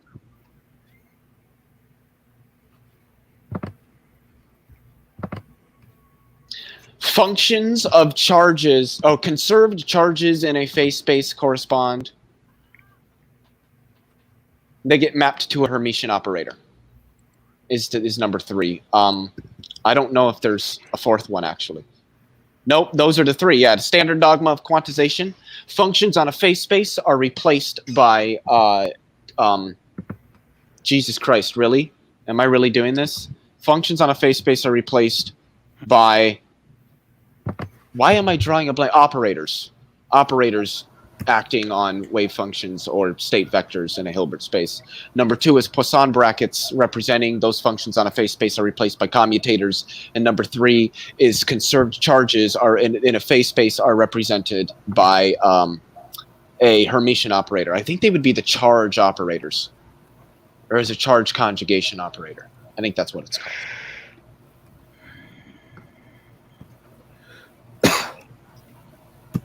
So yeah, those are those 3 are that's the standard dogma of quantization.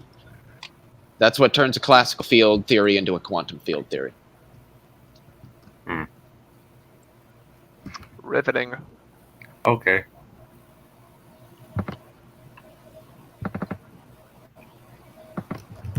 Danny, what are you doing? Leave Mark alone, all right? Just go crawl back into your hole, Danny, okay? I am in my hole right now. Crawl back into your hole and read your books. Good morning, Bubble. But you see, that's the problem. I'm already in my hole. I can't go any deeper. Do you want me to start digging or something? Yes. Andrew,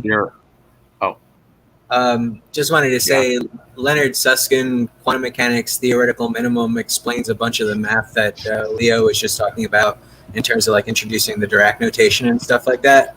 It's a really good, really clear book. So if it goes over Brockett notation, not very much in depth, but that's because you don't need it. Let me go here. It's which chapter or lecture is it? That's yes. I think it's number 6. No, it's number 7. More on entanglement. That's where I think he gets. That's lecture 5. I'm past lecture 6. The start of it. Is when he starts getting into a lot of that advanced linear algebra, I believe. Yes. Nope, that's lecture 5 still. What am I doing? It's a good one. Ah, yes. The very so Jesus, these damn pages. Math, the very first thing that you learn about in lecture 6.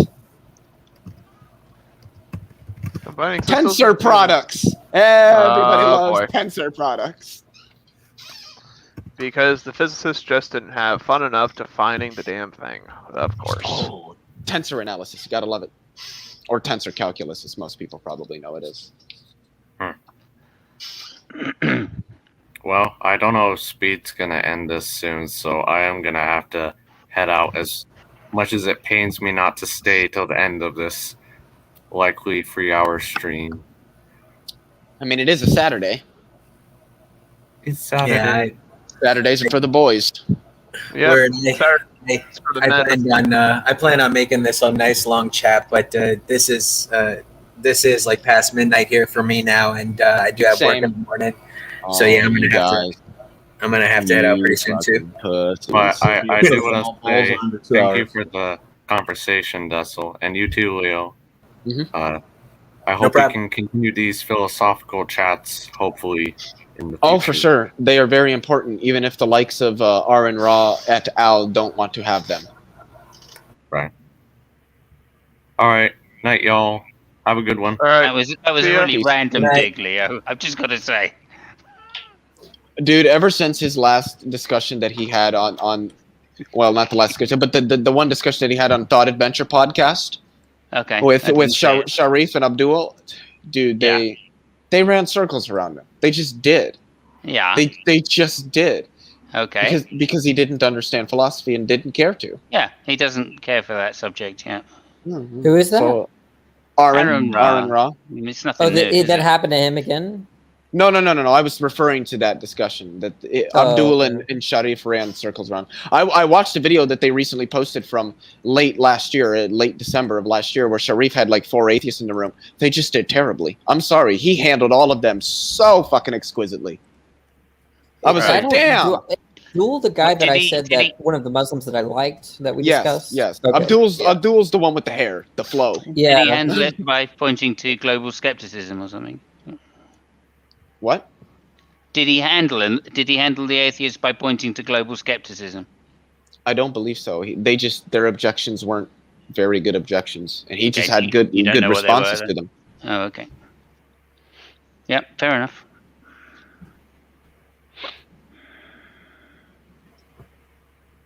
Got really quiet in here.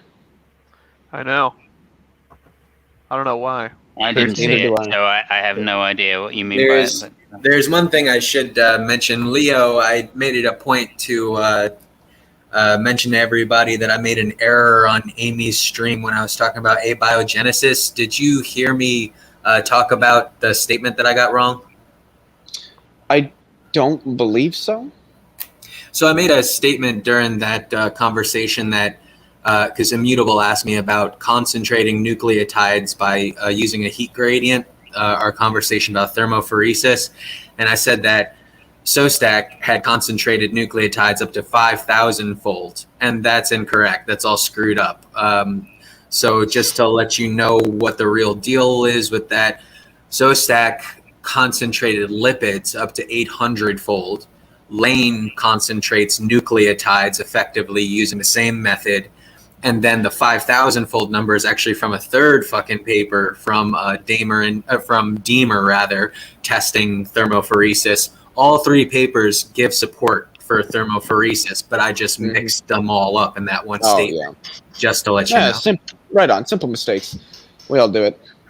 Wait. Trust me, I have forgotten a lot of chemistry just by virtue of like not needing like the academia anymore for the time being, and like not having to worry about memorizing things like the citric acid cycle and stuff like that, which is both a blessing, but I mean it also reminds me just like it's beautiful to learn that. God, is it fucking complicated. When I was working help desk at an engineering firm, I had a sign on the front of my desk. This is back in the days when people actually come to your desk and talk to you. The sign read, "Everybody makes mistakes." Only half the people noticed the error, though. Yep. That's deep. That's pretty deep. Yeah. I would have thought it would be like, are you talking about people making mistakes? Or are you talking about... It was 2 lines that came out of Mad Magazine's centerfold thing, and the first line is "everybody makes." The second line makes mistakes. So of course, half the people missed it. It's a little sneaky the way they put it there, but it was a good one to have on the front of a help desk, IT help desk. It worked. Yeah, puts people at ease when they realize, oh yeah, this guy's going to be okay to talk to. Yeah.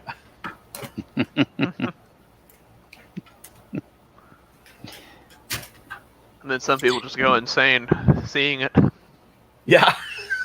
All right, gentlemen. It looks like we're starting to die down in our conversation here. Looks like it. Yeah, and I should start heading to bed. So you guys have a good one, and I'll catch up with y'all soon. Right on. Take it easy, buddy. See ya. I think I'm getting ready to take off here too. I think I'm going to shoot speed of text and let him know that everybody's winding down. I can't speak properly for some reason Winding. tonight. Simus? Yeah. Yeah. Don't. Are call you him a douche in the are you text live on message. your channel? Yeah. Yeah. Don't call him a douche in that text message. Okay. Yeah. So you are live on your channel. Yeah. Okay. Okay. I don't have any viewers, there, so I don't think cares? it's a huge issue. Who cares? Who cares? What do you mean? Who cares? Who cares if you don't have any viewers? Fuck I 'em. thought you did. You asked. Well, no, I asked if you were live because I saw the notification. I was like, wait, Oh, what? okay. What? Because you were in here, and I was like, wait, whoa. Hold the fuck on. Yeah, no, I'm playing a game, dude. I'm gaming. I stream. nice. I'm a streamer. Streamer. Yeah, I know. It's a young thing. Just you for probably wouldn't you, understand Immutable. just for I you, know. Randolph. Yeah. My text to Speed reads as follows: people are winding down in the stream. You might want to jump on, douche. This might be a good opportunity for Speed to observe any semblance of what we would call normal. Oh man, yeah, you're asking for trouble. We'll know he's back because I'll be the first motherfucker to be kicked out of the room, Yeah, and it'll he be will. right in the middle of a sentence, just like the fucking Sopranos. And he's gonna Yep. wait. He's gonna wait to the opportune moment. He's Yep. probably already sitting at his desk. I know he is. He's just He's waiting waited for the He's opportune waited moment, like and then it's just gonna cut. It's gonna cut. This is hilarious. If he does it, I'm probably not gonna come back in because I'm getting ready to leave anyway. I'm just waiting for him to get here. Right. Just let him get triggered and then we'll leave. You'll leave him to do the dirty work, huh? Right. Yep. Hey, it's his Hey, channel, man. He's the you one know that's got to what? sweep up when we're all done, right? Yep. I pick up after myself though, so I don't. I was invited here, not invited to clean, okay? Yep. Would you be here if you were invited to clean? Nope. Probably not. That's funny. I did my first live stream on July 1st for Canada Day. Ooh, nice. At that time, I had about 250 subscribers, and I ended up with 88 live stream viewers. Wow, that's very fucking good. impressive. Jeez. That's what everybody keeps saying. So I'm thinking what this tells me, and 80% of them, according to Google, were already subscribed to my channel. So Yeah, that's Oh, good. wow. A lot of engagement. yeah, Yeah. actually, and I had 3 people come on live and chat, and it worked out really well. They had, and we ended up getting into some deep issue with the residential schools, Catholic Church abuse, all that crap that's been going on. Where they're finding all the graves, it's just terrible atrocity. Oh, boy. Anyway, it went well because somebody from Indigenous Affairs from our government was in the audience and joined the live stream and chatted about it and talked about the nuance of the situation. It was really, really good. Very constructive. That is interesting. Yeah. So, but what this tells me is if I'm getting that much interest, that I guess I should run more live streams. Right. Absolutely. I think a lot of people enjoy like what Garmania was doing a week or so, like a few weeks back, having kind of open rooms where even if like it's not active for a lot of times, like where people can kind of just hop in if they choose to, and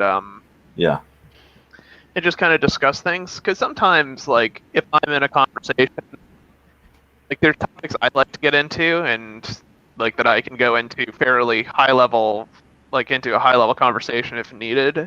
But like for the most part, a lot of people are lost if I say the word nucleotide, because even though I have a mental construct of what that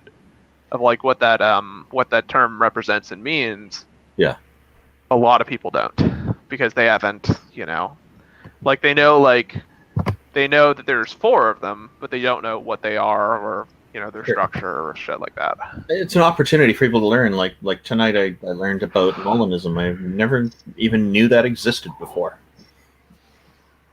Thanks to Danny and Leo.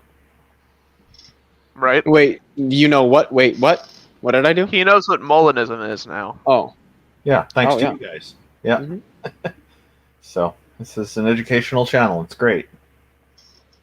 Everybody now knows what the fundamental dogma of quantization is as well. Yep. I hope you remember anyway, because on the next stream, I'm expecting you all to submit your problem sets completed. I'm still waiting for you to you're give me a triggering me. proof of the Who could forget? I'm still waiting, Leo, for you to prove that all of the non-trivial zeros of this zeta function lie on the critical strip. Yeah, I don't do complex analysis. Sorry. Yeah, you need to. Challenge accepted.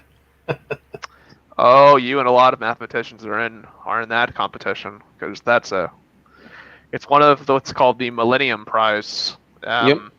$1 million Millennium Prize is what challenges. you win, and you win what is essentially the Nobel Prize of Mathematics, the Fields Medal. If I were to solve any one of them, I would want to solve the Yang-Mills and mass gap problem. Yeah, figures. I won't, but props to the one who does. I hope it's a female. If and when it gets solved.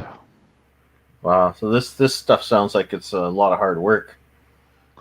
Yeah. It was, but surprisingly, there's at least one of them that's been solved, which is the solved in like 08, wasn't it? Yeah, the Poincare conjecture, which I can't remember what it states, even though I've watched a video on it several times. I think these kind of challenges being put out like this to the public are important. So these things are helpful. These different mathematical models, I assume, so that they're these problems that they're working on solving. I guess there's, and it's not.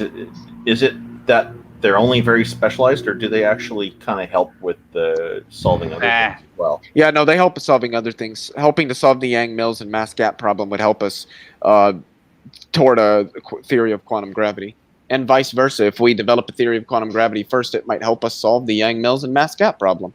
Oh, by the way, I did want to say that the first person who won a Millennium Prize, he was, I think, like Russian or Belgian or something like that.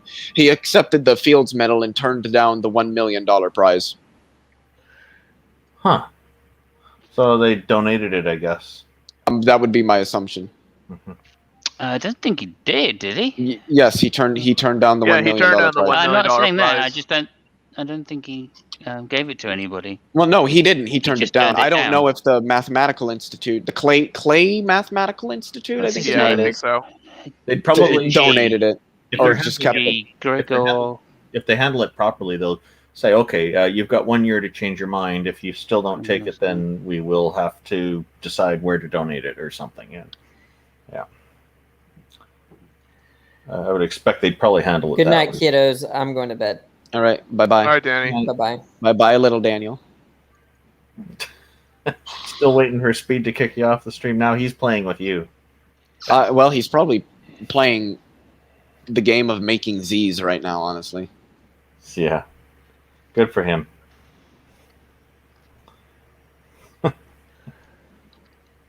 How long has he left this stream running before? I have no idea. I'm gonna guess it's probably a really long time. Everyone just leaves and it's all there running blank. Right. I feel like I'm in one of Praise's streams now. Oh yeah? Yeah, because those streams last a long time. Oh yeah, yeah. They last like 8 hours or so, and it's just like... It's ridiculous. It's redonkulous. Alrighty, guys, I'm out of here.